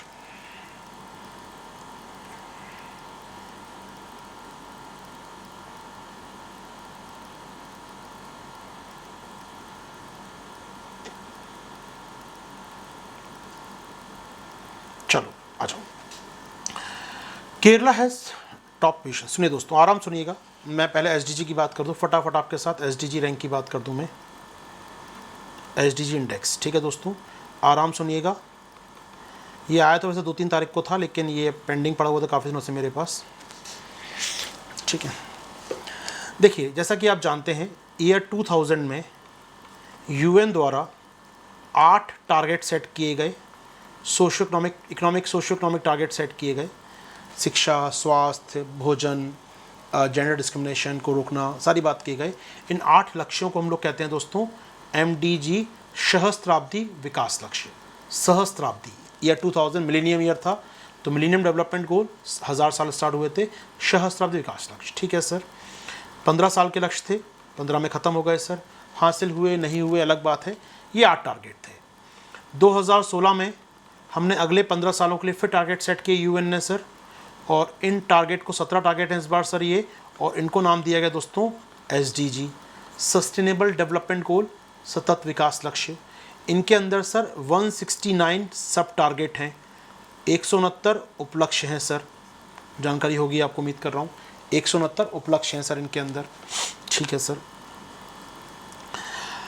अब हर देश को रैंक दी जाती है यूएन के द्वारा, कौन सा देश कितना अच्छा परफॉर्म कर रहा है जानकारी दी जाती है। तो भारत भी चाहता है रैंक को हासिल करे, भारत भी चाहता है कि हम SDG हासिल करें। तो भारत का सीधा मानना है कि भैया SDG तब हासिल होगा जब सभी राज्य SDG हासिल करेंगे। हर राज्य SDG हासिल कर लेगा 17 लक्ष्य, तभी हम लोग SDG को अचीव कर पाएंगे। तो बेहतर है जो राज्य हमारे हैं उनका एक इंडेक्स निकाला जाए, उनको एक रैंक निकाली जाए, जिससे राज्य को मालूम हो वो कहाँ पर आ चुका है और उसे कहाँ तक जाना है। तो यहाँ पर दोस्तों हम बात कर रहे हैं UN SDG इंडेक्स की, जो भारत तैयार करता है अपने लिए। इसमें हम क्या दिखाते हैं, हमारे राज्यों की, हमारे यूटीज़ की पोजीशन क्या है इन 17 लक्ष्यों में। हालांकि 17 नहीं लेते हम लोग, 16 लेते हैं, अलग बात है। इन लक्ष्यों में हमारी स्थिति क्या है, और जैसी हमारी स्थिति होती है हम राज्यों को रैंक देते हैं। इस रैंक के 2 फायदे होते हैं। एक तो क्या कर रहे हैं आप, मॉनिटर कर रहे हैं राज्यों को आप कि भैया आपके लक्ष्य पूरे हो रहे हैं क्या नहीं हो रहे हैं। तो हमारा जो SDG इंडेक्स आता है उसका प्राइमरी एम क्या है, टू मॉनिटर द स्टेट, राज्यों की निगरानी करना कि उनके लक्ष्य पूरे हो जाएं, पहला काम। दूसरा काम है राज्यों के बीच प्रतिस्पर्धा को बढ़ावा देना, टू कंपटीशन, एक फेडरल कंपटीशन, एक हम लोग कॉम्पिटिटिव फेडरलिज्म तैयार कर पाएँ। जी हाँ, राज्यों के बीच में प्रतिस्पर्धा को बढ़ावा देना दोस्तों, यानी कॉम्पिटिटिव फेडरलिज्म, सुना होगा शब्द आपने कई बार, ये प्रतिस्पर्धी संघवाद। राज्यों के बीच रैंक, हमने उस दिन बात की थी PGI इंडेक्स पे, याद है 2 दिन पहले यूट्यूब पर, PGI index, performance gradient index, याद है कुछ, परफॉर्मेंस ग्रेडिंग इंडेक्स एजुकेशन का। तब भी मैंने कहा था शब्द आपसे, प्रतिस्पर्धी संघवाद। राज्यों को मालूम हो कि वो अच्छा कर रहा है, अच्छा हम भी अच्छा करेंगे। परफॉर्मेंस ग्रेडिंग इंडेक्स हमने तब भी कहा था, यहाँ पर आए वही भी शब्द, प्रतिस्पर्धी संघवाद, या फिर हिंदी इंग्लिश में कहते हैं कॉम्पिटिटिव फेडरलिज्म। इसका हमारा एम है, इसको हम अचीव कर पाएँ। और क्या है सर एम, यहाँ राज्य, एक तो राज्य है, दूसरा राज्य की जनता अवेयर हो पाए, यार हमारा राज्य कितना अच्छा कर रहा है, आप अकाउंटेबल हो पाए सरकारें वहाँ पर। डेमोक्रेसी को और मजबूत कर पाएंगे हम लोग यहाँ पर, हमारी सरकारें मजबूत होंगी, वो बता पाएंगी जनता को, देखिए हमने अच्छा परफॉर्म किया या खराब किया। वोट बैंक जो होता है वो केवल जाति धर्म पे ना होकर विकास पे आधारित होगा कि भैया राज्य अच्छा कर रहा है, यानी अकाउंटेबिलिटी टूवर्ड्स पब्लिक। जी हाँ, जनता के प्रति जवाबदेहिता। समझ आ रहा है क्यों बढ़ेगी जवाबदेहिता, मेरा राज्य नीचे है तो क्यों है यार, आप क्या कर रहे हो CM बन के इस राज्य के लिए। तो जवाबदेहिता, अकाउंटेबिलिटी की बात होगी यहाँ पर। तो अकाउंटेबिलिटी तय होती है सरकारों की इससे कि आपका राज्य नीचे, बताओ जनता को नीचे क्यों तुम्हारा राज्य, आखिर बिहार असम क्यों नीचे, आखिर क्यों केरल तमिलनाडु ऊपर है, बताइए मुझे यहाँ पर। तो जवाबदेहिता होती है। सिस्टम्स, गुड गवर्नेंस को बढ़ावा मिलता है सर। अल्टीमेटली इससे क्या होता है सर, गुड गवर्नेंस को बढ़ावा मिलता है इससे सर। और क्या फ़ायदा है SDG रैंक हम दिखाते हैं तो, मॉनिटरिंग हो गया, संघवाद हो गया, इसके अलावा फ्यूचर प्लान तैयार कर पाते हैं, हमारे पास मॉडल स्टेट तैयार हो पाते हैं। अच्छा वो राज्य अच्छा कर रहा है, उसने क्या किया, उसने कौन सा मॉडल अपनाया विकास का, क्या गुजरात मॉडल अपनाया, क्या केरल मॉडल अपनाया, क्या US मॉडल लेकर आ गया, क्या पाकिस्तान का मॉडल लेकर आ गया। तब बर्बादी की वजह क्या है उसके, या उसकी आबादी की वजह क्या है। तो कुल मिलाकर हम एक मॉडल निकाल पाते हैं देश में। अच्छा एजुकेशन मॉडल यहाँ हिट हो रहा है ये, तो इसकी अच्छी बातें बाकी राज्यों में लागू कर पाएंगे, यानी एग्जाम्पल सेट कर पाएंगे, बाकी राज्य उसको फॉलो कर सकें। जी हाँ दोस्तों, तो इससे क्या होगा, गुड गवर्नेंस मॉडल हम तैयार कर पाएंगे। गुड गवर्नेंस मॉडल, देखिए लिख नहीं पा रहा हूँ मैं इसको, गुड गवर्नेंस मॉडल हम तैयार कर पाएंगे। समझ आ रहा है चारों पॉइंट ये, why we need SDG index for states, अपने राज्यों के लिए क्यों चाहिए हमको इंडेक्स, यहाँ पर क्लियर हो गया, 4 पॉइंट क्लियर हो गए। हटाओ इसको, हमने क्या बनाएंगे अपना। चलो दोस्तों, कौन बनाता है फिर, तो इसको बनाता है दोस्तों हमारा एक बड़ा संस्थान, एक थिंक टैंक, जिसके बाद थिंकने के अलावा कोई काम नहीं होता है, नीति आयोग। जी हाँ दोस्तों, नीति आयोग बनाता है हमारा इंडेक्स। आ जाओ दोस्तों, हर साल जारी होता है। जी हाँ सर, एवरी ईयर जारी होता है सर। पहली बार कब आया था सर, ये 18-19 में आया था सर। डेटा आया था उस साल 2017 का, मतलब ऐसा कहूँ तो अच्छा रहेगा, 19 में आया था, डेटा आया था 17-18 का। फिर 20 में आया लास्ट ईयर सर, डेटा आया 18-19 का। फिर 21 में आया, डेटा आया 19 और 20 का। ठीक है दोस्तों, तो ये डेटा कब का है हमारे पास जो आया इस बार, 2019 प्री कोरोना का डेटा है। कोरोना काल का डेटा नहीं है, उससे पहले का डेटा है थोड़ा सा। ठीक है सर। बिट्टू कुमार जी कह रहे हैं, बिट्टू कुमार जी की मांग है सर कभी यूट्यूब पर कभी ऐप पर, क्वेश्चन मार्क। तो सवाल है, जवाब है। मैं पूछूं कहाँ मिलते हैं, तो कभी कहीं कभी यूट्यूब पर कभी ऐप पर, तो आंसर हो गया। आपका सवाल क्या था समझ नहीं आया बिट्टू मुझे। आप मुझसे पूछ रहे हैं सर कभी यहाँ पर कभी वहाँ, तो चलता है ना यार, अपना ही तो ऐसा अकेडमी अपना, कहीं भी क्लास लेते रहो यार। पढ़ो बेटा, आराम से पढ़ लो। ये बस देखो कहाँ पढ़ रहा है, ज्ञान जहाँ गंगा बटती है हासिल कर लेना चाहिए। बचपन में हमारे बोर्ड में छोटा था, बहुत छोटी कहानी थी, पश्चात आपने वो पढ़ी हो, 5 बातें। मैंने हिंदी किताब में थी वो कहानी, मुझे याद भी आती है, और वो मेरी दादी में सुनाती भी थी बड़े अच्छे से, वो पढ़ के 5 बातें, बड़ा इंटरेस्टिंग कहानी थी, मिल जाए तो पढ़ना कभी आराम से। 5 बातें बहुत बड़ी शानदार कहानी थी, बात कभी और करेंगे आपके साथ उस कहानी पर। उसमें एक बहुत प्यारी बात थी, एक बात थी उसके अंदर एक्सपर्ट की, कि जब ज्ञान की गंगा बहे ना, वहाँ हाथ धो लेना चाहिए। जहाँ भी ज्ञान बटता हो सुनना चाहिए रुक कर, मत सोचो कहाँ बट रहा है। ज्ञान जहाँ मिले तुरंत इकट्ठा कर लो। ठीक है दोस्त, चलो आगे बढ़ते हैं। ठीक है सर, आ जाओ आगे बढ़ते हैं दोस्तों। तो हम बात कर रहे हैं नीति आयोग की। आ जाओ दो बिट्टू जी, आपके लिए भी क्लास है सर ये। ठीक है, तो हम बात कर रहे हैं दोस्तों, कौन तैयार करता है इसको, नीति आयोग तैयार करता है with the consultation of UN. हम अपने राज्यों को 16 पैरामीटर पे रैंक देते हैं, 16 जो गोल है उन पर रैंक देते हैं सर। ठीक है, आ जाओ दोस्तों, अब आ जाओ यहाँ पर, बात में कर रहा हूँ आपके साथ। ठीक है, अच्छा, तो ये रैंक है 2019 के आंकड़ों के आधार पर। ठीक है, चलो, तो हमारे काम का क्या है इसमें सर, तो जो 20-21 का डेटा आपको दिखा रहा है, इसमें डेटा कब का है, 19 का बताया मैंने, 19 का डेटा आपका यहाँ पर है। ठीक है, तो टॉप पर स्टेट क्या है सर, टॉप पर है केरल, हिमाचल, तमिलनाडु, ये राज्य यहाँ दिख रहे हैं, यहाँ पर टॉप पर स्टेट हैं, ये परफॉर्मिंग स्टेट हैं सर ये।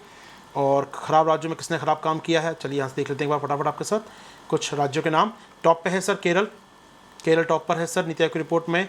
तमिलनाडु और हिमाचल टॉप 3 में है सर, सेकंड स्पॉट पर है साथ में इसके सर। बिहार लास्ट में है, Assam second last, Jharkhand third last. अच्छी बात है सर, उम्मीद करते हैं ऊपर आने का जज्बा होगा राज्यों में से। Bihar last, Assam second last और झारखंड थर्ड लास्ट पे है सर। ठीक है, यहाँ पर आगे बढ़ेंगे सर। तो इंपॉर्टेंट बात है, सभी ने इम्प्रूव किया है, मिज़ोरम ने भी इम्प्रूव किया है सर, मिज़ोरम ने सबसे अच्छा इम्प्रूव किया है अपने इंडेक्स में सर। ठीक है, तो बहुत ज़्यादा इम्प्रूव हुआ है मिज़ोरम के इंडेक्स में, अच्छी उछाल मारी है सर इसने। ठीक है, चलिए, बाकी इसका हरियाणा उत्तराखंड ने भी काफ़ी अच्छी जंप मारी और सुधार में यहाँ पर। ठीक है सर, आइए आगे बढ़ें। टोटल इंडिया की रैंक कितनी हो गई है सर, इंडिया ने अगर बात करें टोटल इंडिया का इंडेक्स कितना हो गया है, टोटल इंडिया का इंडेक्स हो गया 66 पॉइंट सर। यानी मैं कहूँ आपसे टोटल इंडिया का रैंक हो गया 66। रैंक मतलब 100 अगर हो जाएगा तो हम सारे अचीव कर लेंगे, इसका मतलब होता है 100 मतलब हमने सब अचीव कर लिए, 66 मतलब हम 66% टारगेट तक पहुंच चुके हैं, 2030 तक बाकी भी अचीव कर लेंगे। अच्छी बात है सर, यहाँ पर तो ठीक स्थिति दिख रही है हमारी तो यहाँ पर। ठीक है, काम की बात, कुछ राज्य हैं केरल जैसे हुआ, हिमाचल और तमिलनाडु हुआ, टॉप पे दिख रहे हैं ये 75% टारगेट नहीं उनका 75। मैं कहा कि हर बच्चे को शिक्षित करना, तो 75% टारगेट पूरा कर लिया। जेंडर डिस्क्रिमिनेशन खत्म करना, महिला पुरुष को बराबर लाना, 75% टारगेट पूरा कर लिया, इसका मतलब ये है। तो काफ़ी अच्छा काम कर रहे हैं राज्य सर यहाँ पर, अच्छी बात है सर। आप देख रहे हैं राज्यों के नंबर देख रहे हैं यहाँ पर, टॉप 4 में अंतिम 4 देख लीजिए, बिहार, झारखंड, असम, यूपी और राजस्थान इंक्लूडिंग, तो टॉप लास्ट 5 में है। यहाँ पर आप देख रहे हैं स्कोर भी देख रहे हैं सबके यहाँ पर हम लोग। बिहार का स्कोर है 52, झारखंड का 56, असम का 57, यूपी का 60 और राजस्थान का भी 60 स्कोर है। ठीक है ना, तो ये आप देख रहे हैं राज्यों की रैंक है लास्ट 5 की यहाँ पर। ठीक है सर, जो आपको यहाँ पर रैंक दिख रही है +4, पिछली बार से कितना, पिछली बार 60 अंक थे, इस बार 64 है। पिछली बार यहाँ भी 60 थे, अब 62 हो गए हैं, 2 का इजाफा हुआ है। ठीक है, तो 2 पॉइंट का इजाफा हुआ है उनके स्थान में, उनके ओवरऑल पॉइंट में। रैंक तो ऊपर नीचे, माफ कीजिएगा, रैंक ऊपर नीचे हुई होगी, लेकिन पॉइंट्स कितने इंप्रूव हुए हैं वो लिखा है यहाँ पर। यूटीज़ की बात कर लें तो केरल के बराबर है चंडीगढ़ दोस्तों, केरल के बराबर है चंडीगढ़ का रैंक। दिल्ली 68 पर हमारा और बाकी राज्य आप देख रहे हैं यूटीज़ यहाँ पर। चलिए, तो एक कॉमन यूटी देख रहे हैं, दादर नागर और दमन दीव का कॉमन यूटी बन गया अब यहाँ पर 62 पॉइंट के साथ। वो लास्ट यूटी है, सबसे कम विकसित यूटी है सर। ठीक है, इन पॉइंट बात क्या है दोस्तों, यदि किसी का स्कोर 100 हो जाए राज्य का, इन्होंने अचीव कर लिया, उसको हम कहते हैं अचीवर। 100 को दोस्तों हम कहते हैं अचीवर। ध्यान सुनिएगा आराम से।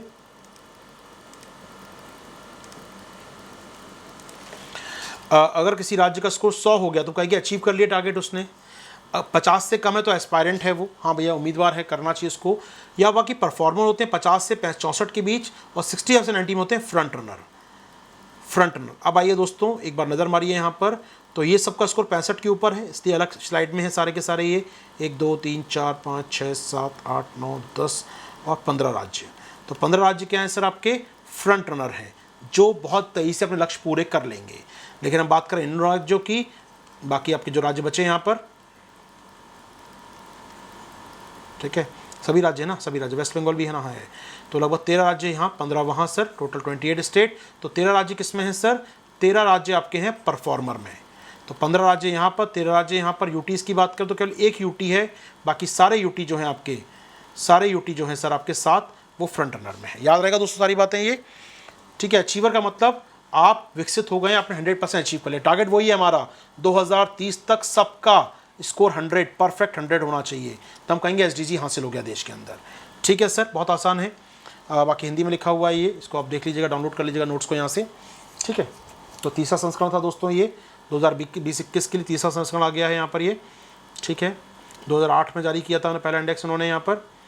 ठीक है, तो एसडीजी क्या है सब जानते हैं आप लोग। 100 स्कोर होते हैं, परफॉर्मर, फ्रंट रनर, अचीवर या एस्पायरेंट बता दिया मैंने आपको यहाँ पर। तो देख लीजिएगा, आपके लिए लिखा हुआ है सारी बातें यहाँ पर दोस्तों। ठीक है, तो केरल ने टॉप पर रखा है, हिमाचल तमिलनाडु की बात मैं कर चुका हूँ। 17 लक्ष्य आपकी स्क्रीन पर ये 17 लक्ष्य दोस्तों। अब मुझे आप बताइए, आज मैंने क्यों पढ़ाया इस खबर को, आज के बाद नहीं पढ़ा सकता इस खबर को, मालूम है क्यों आपको। कल होगा क्या, कल है 14 तारीख, और मैं एक संस्था फॉलो करता हूँ, तो कल क्या होने वाला है सर, कल एसडीजी का ग्लोबल रैंक आने वाली है। 14 तारीख को, 14 जून को आने वाली है एसडीजी ग्लोबल रैंक। अब बताइए कौन संस्था जारी करता है ग्लोबल रैंक, मुझे एनीवन को बताएगा मुझे कौन संस्थान जारी करता है एसडीजी की ग्लोबल रैंक। यूएन तो एक जनरलाइज वर्ड हो गया, यूएन नहीं चलेगा दोस्त, यूएन नहीं चलेगा, यूएन तो बहुत जनरलाइज वर्ड हो गया। यूएनडीपी किसने लिखा है यहाँ पर बीच में, किसने लिखा है, मैं देख रहा था, ज्ञान, यूएनएसडीएन लिखा, थोड़ा सा करीब है, ज़्यादा दूर है, बता दूं दोस्त मैं आपको, वो संस्थान है हमारे पास UNSDSN, united nation SDSN, sustainable development solution network, UN की संस्था दोस्तों। इसका ट्वीट पर पढ़ रहा था, ट्वीट आया था 8 जून को। इन्होंने कहा था रिपोर्ट जारी करेंगे 14 जून 2021 को, यानी कल ये इंडेक्स आ जाएगा हमारे पास, कल रात तक इंडेक्स आ जाएगा। फिर अपना इंडेक्स पुराना हो जाता, दो रिपोर्ट आदि पढ़ने के लिए कंफ्यूज आप होते हैं, किसने किसने क्या जारी किया, तो मैंने कहा आज ही करा दो उसको इसलिए आपका। तो यूएनएसडीएसएन का ट्वीट आया था दोस्तों 8 जून को हमारे पास। उन्होंने कहा था कि एसडीजी अचीव जिन्होंने किए हैं उनकी रिपोर्ट जारी करेंगे वो लोग 14 जून को। 2021 की report, SDR sustainable development report 2021 कब जारी होगी, 14 जून को। ठीक है, याद रख पाएंगे हम लोग। तो कल का क्वेश्चन मैं आपको बता दिया आज ही पहले यहाँ पर, तो कौन जारी करेगा, यूएनएसडीएसएन। ठीक है सर, हर साल आती है दोस्तों ये, चिंता मत करिए, हर साल आती है अपनी यूएनएसडीएसएन, याद रख पाएंगे। जून महीने में आने वाली, 14 जून को आने वाली दोस्तों ये। तो कल ये आ जाएगी, उससे पहले जानना जरूरी था अपने वाला इंडेक्स। ठीक है, तो मैंने कहा आज बता दिया था, वरना ये कल बासी हो जाएगा। फिर नया आ गया तो फिर मतलब नया इंडेक्स आ गया, आगे बढ़ सकते हैं हम लोग। ठीक है, तो उनका ट्वीट पे लिखा था कल आ रही है रिपोर्ट ये। चलिए दोस्तों, तो यूएनएसडीएसएन नाम पर देख लिया होगा आपने, सस्टेनेबल डेवलपमेंट, वो तो एसडीजी रहेगा, सॉल्यूशन नेटवर्क। ठीक है, ये जारी करता है दोस्तों इसको, ये यूएन का एक पार्ट है जो रिपोर्ट जारी करता है। ठीक है sir, global initiative for UN. क्या यहाँ तक सब कुछ हमारे बीच ठीक चल रहा है भैया लोग, बताइए मुझे आप लोग। पब्लिक हाउस द जोश,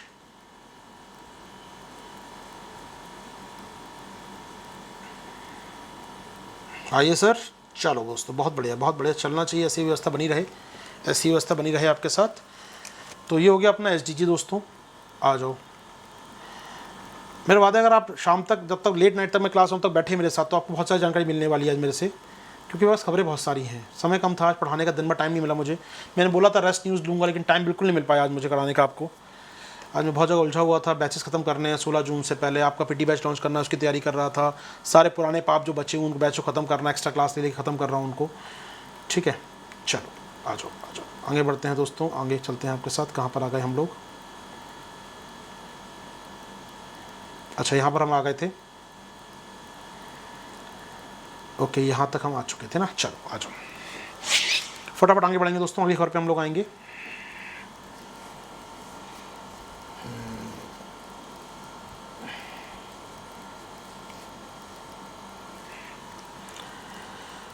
new declassification policy gets note. सुनिए, ministry of defence, Rajnath Singh के मंत्रालय अर्थात रक्षा मंत्रालय ने क्या किया है सर, एक पॉलिसी जारी कर दी है, डी क्लासिफिकेशन। हमारे जो वॉर के डॉक्यूमेंट होते हैं, जो वॉर हुए हैं देश में, जो संवेदनशील आतंकवादी कार्रवाइयाँ हुई हैं, ऑपरेशन ब्लू स्टार हुआ है, या अदर जो बहुत सेंसिटिव इशू हैं देश के, उनकी जानकारी को गोपनीय रखा जाता है कि कैसे फैसला किया, क्यों फैसला किया, किन हालातों में फैसला किया, क्या फैसले किए गए और क्या गलत सही फैसले हुए, क्या मिलिट्री का फीडबैक आया, तो गुप्त रखी जाती है जानकारी, क्लासिफाइड इन्फॉर्मेशन। ठीक है, अब सरकार कह रही गड़े मुर्दे उखाड़ेंगे हम लोग, और हम लेकर आए हैं नई डी क्लासिफिकेशन पॉलिसी। यानी हम बताएंगे कि क्या क्या हुआ था 62 के युद्ध में, क्या हुआ था 84 के ऑपरेशन ब्लू स्टार में, क्या हुआ था 62 के चाइना वॉर में, ये बताएंगे।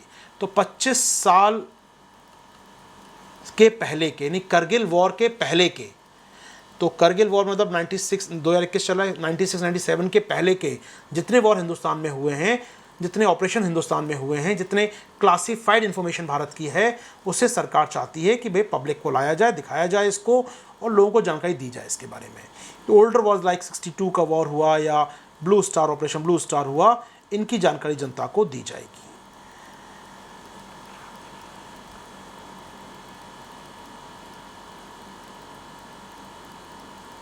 ठीक है, तो इसकी जानकारी दी जाएगी जनता को, दोस्तों को। अब इंपॉर्टेंट बात है, सरकार ने यह भी कहा है कि जानकारी जो दी जाएगी देख के हमारी कमेटी तय करेगी कौन सी जानकारी देनी है, कौन सी नहीं देनी है। अच्छी बात है, आगे चलेंगे आपके साथ। अच्छा भाई, एक तरफ सरकार कह रही है कोविन में कोई डेटा लीक नहीं हुआ, ठीक है ना भैया, कोविन से कोई डेटा नहीं लीक हुआ, लेकिन दूसरी तरफ सरकार कह रही है कि हमारे जो ऑफिशियल है ना, हज़ारों जो हमारे ऑफिशियल्स हैं, सरकारी अधिकारी हैं, एयर इंडिया के या डोमिनोज या बिग बास्केट के ज़रिए डेटा लीक हुआ है हमारे यहाँ बड़े स्केल पर। ये जो मेल आईडी में यूज़ करते हैं .nic.in और .gov.in, जिन अधिकारियों के मेल आईडी ऐसे हैं, उनके पासवर्ड, उनके ईमेल आईडी हैक हो चुके हैं। Hundreds of union government official, केंद्र सरकार के हज़ारों सैकड़ों कर्मचारियों के ईमेल और पासवर्ड हैक हो चुके हैं। जी हाँ, ये हैकर्स को मिल चुके हैं, एयर इंडिया के ज़रिए, डोमिनोज के ज़रिए, बिग बास्केट के ज़रिए, और डेटा उन्होंने निकाला हैकर्स ने, उसके ज़रिए उन तक पहुंच चुके हैं। ये सरकार मान रही है, और सरकार ने वार्निंग जारी कर दी है बाकी डिपार्टमेंट्स को, भैया कहीं भी आपको मेल आ जाए abc@nic.in से, तो ये मत मानिएगा कि ये मेल सरकार ने भेजा है, हो सकता है इसे हैकर ने भेजा हो, हैकर इसका मिसयूज़ कर रहे हैं। जी हाँ दोस्तों, तो हंड्रेड्स ऑफ ऑफिशियल्स के डेटा, उनके ईमेल और पासवर्ड हैक हो चुके हैं, जो यूज़ करते थे NIC डोमेन को या gov.in को। ये सरकार मान चुकी है, सरकार ने स्वीकार कर लिया है। ठीक है दोस्तों, तो सरकार ने अलर्ट सेंड कर दिया ऑफिशियल्स को कि भैया जो डेटा ब्रीच हुआ है एयर इंडिया से या अन्य कंपनियों से, उससे अब होता क्या है, मना करते हैं हम लोग कई बार इस बात को, साइबर सिक्योरिटी पॉलिसी कहती है, ट्रेनिंग बहुत ज़रूरी होती है इस जगह पर। ऑफिस में बैठे हैं, अच्छा मेल आईडी खुला है मेरा, लाओ इससे ऑर्डर कर दिया डोमिनोज़ का, यार डोमिनोज़ के पास आपका मेल आईडी पहुंच गया, यार कौन सा वाला सरकारी या मेल आईडी, वो नहीं जाना चाहिए। क्लियर मना है, क्लियर इंस्ट्रक्शन इसके बारे में। आप नहीं मानते, बिग घर का ऑर्डर करना है, ग्रॉसरी मंगानी है, आटा तेल मंगाना है, ऑर्डर कर दिया अपने .gov.in वाले मेल आईडी से, नहीं करना चाहिए यार।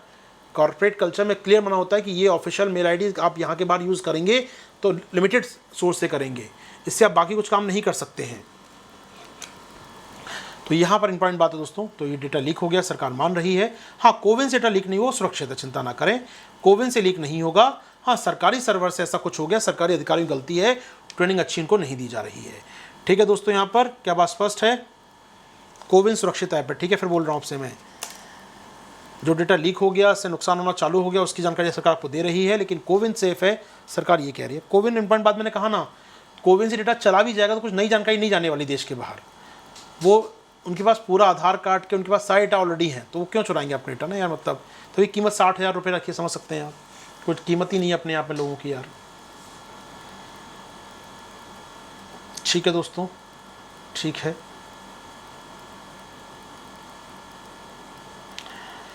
देखिए, साइबर सिक्योरिटी पॉलिसी पढ़ लीजिएगा, एक बार यूपीएससी पूछ चुका है साइबर सिक्योरिटी पॉलिसी पर, फिर इस बार आपके लिए पॉइंट बनता दिख रहा है। Cyber security policy, data protection law, इन पर चर्चा फिर होगी दोस्तों। साइबर सिक्योरिटी पॉलिसी 2013 की है। टाइम मिले तो प्लीज़ देख लीजिएगा, पढ़ लीजिएगा। समय मिले तो आपको कहाँ मिलेगा पढ़ने के लिए इनके बारे में दोस्तों, कहाँ पढ़ सकते हैं साइबर सिक्योरिटी पॉलिसी के बारे में, कहाँ पढ़ेंगे आप जाकर? ईयरबुक में दिया होगा, नेट पे पढ़ लेना, मिल जाएगा कुछ ना कुछ यार, ठीक है, पढ़ लेना इसको, बस ना मेरा कहना है आपसे। चलो आगे बढ़ते हैं दोस्तों, या फिर मैं टाइम मिला तो मैं कभी देख लेंगे हम लोग, लेकिन पढ़ जरूर लीजिएगा। ओके, ऑपरेशन ओलिविया दोस्तों, आइए खबर पे आते हैं। ऑपरेशन ओलिविया क्या है सर? ये कोस्ट गार्ड द्वारा, भारतीय तटरक्षक बल द्वारा उड़ीसा के तटों पर ऑलिव रिडले कछुओं को बचाने के लिए 1980 के दशक से चलाया जा रहा है। ऑलिव रिडले कछुओं के लिए ऑपरेशन ओलिविया हर साल होता है दिसंबर से मई तक, जब वो नेस्टिंग करके जाते हैं, अपने अंडे देके जाते हैं, उसके बाद हैचिंग होती है, उसमें अंडे से बच्चे बाहर निकलते हैं और पानी में चले जाते हैं, तो उस दौरान वो बच्चे फंस ना जाएं नाविकों की जाल में और उनको नुकसान ना हो, तो उसके लिए ऑपरेशन ओलिविया चलाता है कौन? इंडियन कोस्ट गार्ड दोस्तों। कब से चल रहा है? 30-40 सालों से चल रहा है, ठीक है। To help protect olive ridley turtles as they congregate along the Orissa coast. जी हाँ, लंबे समय से आते हैं वो। कब चालू होता है सर? ये दिसंबर से स्टार्ट होता है, मई तक चलता है आपका, ठीक है सर। ऑपरेशन ओलिविया, ठीक है, याद रखिएगा। जो ओलिव रिडले कछुए हैं वर्नेबल हैं IUCN के रेड लिस्ट डेटा मुताबिक। दोस्तों क्या आपको याद है national action plan for C turtles, marine turtles, कुछ ऐसा कुछ याद है आपको दोस्तों? कुछ डॉक्यूमेंट पढ़ा है आपने कभी मेरे साथ ऐसा कोई? कुछ याद है किसी को? समुद्री कछुओं पर राष्ट्रीय कार्य योजना,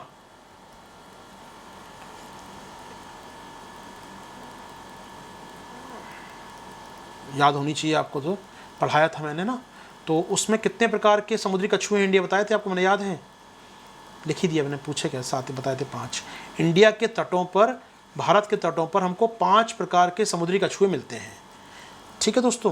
मैं एक डॉक्यूमेंट निकाल रहा हूँ, परमिशन देंगे मुझे? आप डॉक्यूमेंट अटैच कर दूँ यहाँ पर आपके लिए, पुराना वाला, तो ठीक हो जाएगी, मामला ठीक बन जाएगा, तैयार हो जाएगा आपका। टोटल्स आ जाओ, खुल जाओ सिम। तो यहाँ पर खुल के डॉक्यूमेंट एक अपना दोस्तों, हिंदी इंग्लिश में लिखा हुआ है, डॉक्यूमेंट पढ़ लेंगे। ज्ञानवर्धक जानकारी है बहुत सारी इसके अंदर। सर क्या किया है? समुद्री कछुआ कार्य योजना का दस्तावेज। जी हाँ दोस्तों, मिनिस्ट्री ऑफ एनवायरनमेंट ने क्या किया था sir? Marine megafauna stranding guideline जारी की थी और national sea turtle action plan, जी हाँ, समुद्री कछुओं के लिए राष्ट्रीय कार्य योजना लॉन्च की थी। किससे? मिनिस्ट्री ऑफ एनवायरनमेंट ने। कब की बात है दोस्तों? फरवरी की बात में लगता है, शायद याद आ रही है, फरवरी या जनवरी लास्ट में हमने इसको किया होगा क्लास में। भारत में बहुत बड़े स्केल पे हमको मिलते हैं, टर्टल्स मिलते हैं सर, समुद्री टर्टल्स मिलते हैं, ठीक है। आवश्यकता क्यों है इसकी? क्योंकि ये समुद्री जो टर्टल्स हैं ये संकट में हैं, जी हाँ, क्षतिग्रस्त हो रहे हैं, मौत हो रही है इनकी, इनको रोकने के लिए सर, ठीक है। चलो सर, IUCN कहता है समुद्री कछुए ना सर थ्रेटेंड कैटेगरी में आते हैं, ये नष्ट हो रहे हैं, लुप्त प्राय प्रजाति में आते हैं, एंडेंजर्ड हैं सबके सब सर, ये बहुत नुकसान में जा रही हैं। कारण क्या घटने का? संख्या कम क्यों हो रही है इनकी? संख्या कम क्यों हो रही है सर? समुद्र के तटों पर जो पेड़ लगाए जाते हैं, कोकस न्यूसीफेरा, नारियल के पेड़ लगाए जाते हैं, जो बागान है सर, ये कछुओं की मौत का कारण बनते हैं। अंडे नहीं दे पाते वो, अपने अंडे दिए या वहाँ पर पेड़ आ गया बीच में या कुछ नारियल गिर पड़े वहाँ पर, तो मौत हो जाती है सर। यहाँ पर इसका शिकार हो रहा है अंडों का सर। इनके जो कुत्ते हैं वहाँ पर, जो रेफरल डॉग्स होते हैं, फेरल डॉग्स होते हैं, शिकारी कुत्ते शिकार कर लेते हैं। इसके अलावा मछली के जाल में फंस जाते हैं सर। ये सैंड माइनिंग हो रही है सर वहाँ पर, इनलीगल सैंड माइनिंग सर इसमें हो रही है सर। वहाँ पर अवैध व्यापार होता है, पकड़ लेते हैं लोग इनको, इनलीगल ट्रेडिंग भी हो रही है सर यहाँ पर। इसके अलावा सर क्या क्या होता है, कई बार रेत कम हो जाती है तो वहाँ पर रेत एक्स्ट्रा डालते हैं हमसे, समुद्री लहरें ना आए, आपदा ना आए, चक्रवात ना आए, तो रेत को जार डालते हैं, इससे अंडों को नुकसान होता है सर। इनके आसपास आर्टिफिशियल लाइट जलती रहती है दिन रात वहाँ पर, तो अंडे हैच नहीं हो पाते प्रॉपर वे में सर। बंदरगाह बन गए, शोर शराबा होता है बहुत ज़्यादा सर यहाँ पर। जंगली कुत्ते हैं, लकड़बग्गे हैं, वो नष्ट करते हैं इनके अंडों को सर यहाँ पर। टूरिज़्म बढ़ रहा है, वो इनके अंडों को नष्ट कर देता है सर। क्लाइमेट चेंज का असर पड़ रहा है सर यहाँ पर। और कहीं ना कहीं सर प्लास्टिक पॉल्यूशन लगातार बढ़ रहा है कछुओं के लिए। मिल गए कारण सारे? पढ़ लिए फटाफट आपने? समुद्री कछुओं के समस्याएं क्या है, मिल गई सारी। चलो दोस्तों, इसके आगे पढ़ लेना। आप जो अंक बता दूं मैं आपको यहाँ पर दोस्तों, आपके काम का क्या है, कौन कौन से भाग में पाए जाते हैं कछुए, क्या क्या कछुए पाए जाते हैं दोस्तों। लेदर बैक टर्टल सुना है, कहाँ मिलता है लेदर बैक टर्टल? याद है किसी को? कौन बताएगा मुझे लेदर बैक टर्टल कहाँ मिलता है दोस्तों हिंदुस्तान में? कहाँ मिलता है लेदर बैक टर्टल दोस्तों हिंदुस्तान में हमको? एनीवन? अंडमान निकोबार, याद है दोस्तों, अंडमान निकोबार, ग्रेट निकोबार। और हस्कबिल कछुआ है सर, ये 2, और लॉगर हेड कछुआ, हरा कछुआ और रेडले कछुआ दोस्तों। तो ये 5 हैं, ये आपको मिलते हैं दोस्तों। टोटल 7 प्रजातियाँ दुनिया में हैं, तो 5 हमारे मिल जाती हैं हमको यहाँ पर। ठीक है, याद रखेंगे सारी बातें दोस्तों आप लोग। क्या क्या प्रयास किए कछुओं को बचाने के लिए? 1975 में उड़ीसा सरकार ने क्या किया दोस्तों? भीतरकनिका जो सेंचुरी है वहाँ पर एक प्लान लॉन्च किया भीतरकनिका में सर। ठीक है, इसके अलावा सर बता दूं मैं आपको यहाँ पर भारत सरकार और क्या कर रही है। भारत सरकार ने 72 का एक्ट हुआ, 2002 का एक्ट हुआ, समुद्री कछुआ बचाने का प्रयास कर रहे हैं। समुद्री कछुआ परियोजना, जी हाँ दोस्तों, सी टर्टल प्रोजेक्ट 1999 में यूएनडीपी के सहयोग से दोस्तों मिनिस्ट्री ने लॉन्च किया है हमारे यहाँ पर। 1999 में इसको लॉन्च किया गया सर, समुद्री कछुआ परियोजना को। यानी बहुत कुछ चल रहा है दोस्तों, पढ़ लेंगे आपको सब मिल जाएगा यहाँ पर हिंदी इंग्लिश में लिखा हुआ। तो ये है आपका, क्लियर है टॉपिक। एक्शन प्लान फटाफट देख लिया आपने। National action plan on C turtles, समुद्री कछुओं पर राष्ट्रीय कार्य योजना, 5 कछुए। और ऑपरेशन ओलिविया कोस्ट गार्ड, जी हाँ कोस्ट गार्ड चलाता है दिसंबर से मई के महीनों में। ये ऑलिव रिडले कछुए कब प्रजनन करते हैं उड़ीसा के तटों पर आके दोस्तों? ये करते हैं कब प्रजनन? ये करते हैं मई, नवंबर, दिसंबर में आके। नेस्टिंग इनकी होती है नवंबर दिसंबर, अंडे देते हैं, हैचिंग होती है अंडों के 2 महीने बाद लगभग। तो फरवरी तक बच्चे यहाँ से पानी में चले जाते हैं दोस्तों। ठीक है ना, यह है दोस्तों बात ऑलिव रिडले कछुओं की आपके साथ।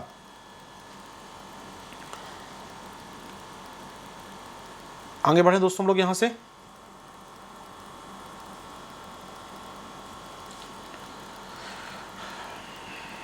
टेस्ट लेंगे, देखते हैं खत्म कब होता है दोस्त, डिपेंड करता है खत्म कब होती है क्लास अपनी। तो टेस्ट ले तो लेंगे, लेकिन क्लास कब खत्म होगी डिपेंड नहीं करता है पहले अपनी। आ जाओ आगे बढ़ते हैं दोस्तों, चलो आगे चलो फटाफट। ये क्या है सर? ये हेलीकॉप्टर है, सीधी बात है सर। किसका है सर? तटरक्षक बल लिखा है सर इस पर, कोस्ट गार्ड वालों का है सर ये। जी हाँ, तो भारत के तटरक्षक ने 3 एडवांस लाइट हेलीकॉप्टर MK3, जी हाँ एडवांस लाइट हेलीकॉप्टर MK3 का प्राप्त हो गए हैं, इसको शामिल कर लिया गया है कोस्ट गार्ड के अंदर दोस्तों। जी हाँ, किसने बनाया इसको? हिंदुस्तान एरोनॉटिक्स लिमिटेड ने। जी हाँ दोस्तों, इसको तैयार किया है HAL यानी कि हिंदुस्तान एरोनॉटिक्स लिमिटेड ने। ALH MK3 दोस्तों, इसको तैयार किया HAL ने, शामिल किया गया कोस्ट गार्ड के लिए। टोटल सप्लाई 16 की होगी, अभी कुछ मिल गए हैं, कुछ आने दिनों में मिल जाएंगे। ALH MK3 स्वदेशी है दोस्तों, इंडिजीनियस है, एडवांस लाइट हेलीकॉप्टर हमारा। ठीक है, एक ध्रुव नाम का हेलीकॉप्टर दोस्तों, लाइट हेलीकॉप्टर। रुद्र है हमारे पास, एक रुद्र है एडवांस लाइट हेलीकॉप्टर हमारा। ठीक है, जो इंडियन आर्मी यूज़ करती है। तो कोस्ट गार्ड का नाम ने सिर्फ ALH MK3 रखा है यहाँ पर, ALH MK3। रुद्र बोल सकते हैं, लेकिन रुद्र में यूज नाम नहीं दिया गया इसको, वो आर्मी के लिए दिया गया है केवल। ठीक है सर, आगे बढ़े पब्लिक हम लोग यहाँ से। अच्छा, एक बात आई फटाफट मुझे, इंडिया में कौन कौन से हेलीकॉप्टर, कौन कौन से चॉपर हम लोग यूज़ करते हैं, बताएंगे मुझे स्पीड में आप लोग। कौन कौन से चॉपर हम यूज़ करते हैं इंडियन आर्मी के, इंडियन आर्मी नेवी एयरफोर्स के अंदर? अगर मैं आपको लिस्ट बना दूँ फटाफट एक बार, तो अमेरिका से आए 2 तो सर अभी हाल में,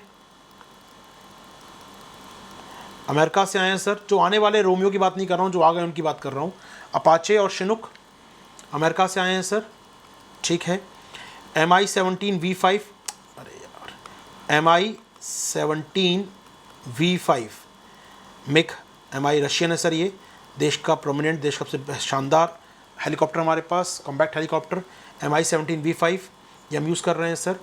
इसके अलावा हेलीकॉप्टर सीरीज़ में हमारे पास ध्रुव है सर, अपना घर का ध्रुव। रुद्रा है सर हमारे पास, रुद्र या रुद्रा बोल लीजिए, रुद्रा है सर हमारे पास, जो हमारे घर का है सर।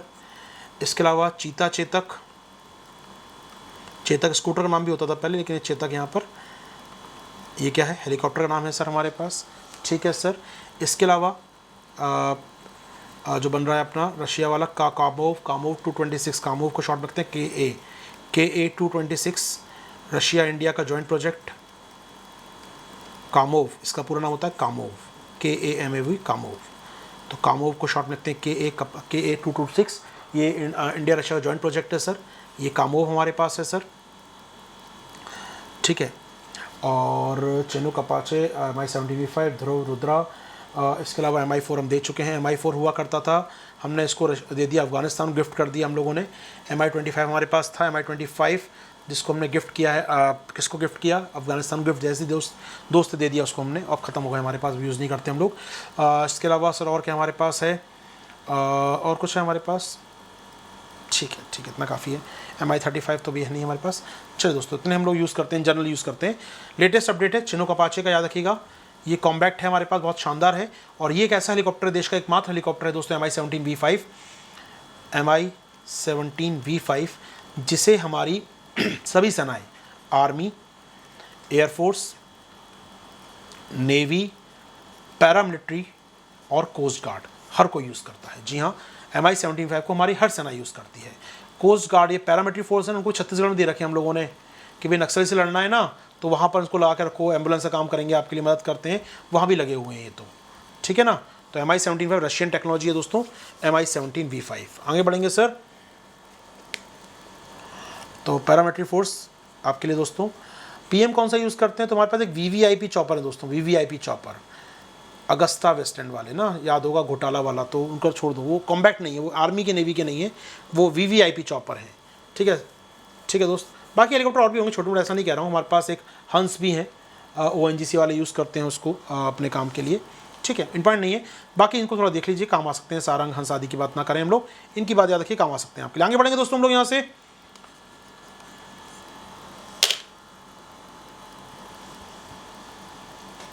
चलो दोस्तों, यार 9 साल डिफेंस रिपोर्टिंग की है मैंने, मालूम 9 साल तक डिफेंस सेक्टर को रिपोर्ट किया है, डिफेंस में रिपोर्टिंग की है जर्नलिज्म में, तो बड़ा मज़ा आता है डिफेंस के बारे में बात करना। लेकिन चूंकि UPSC एग्ज़ाम डिफेंस का नहीं है, इसलिए रोकना पड़ता है बहुत बार अपने आप को मुझे।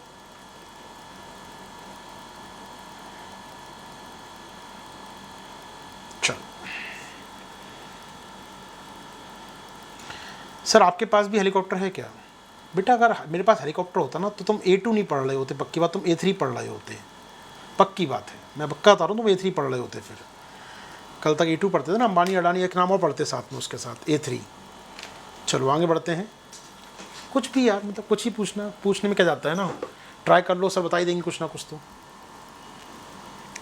चलो आगे बढ़ते हैं दोस्तों हम लोग यहाँ से।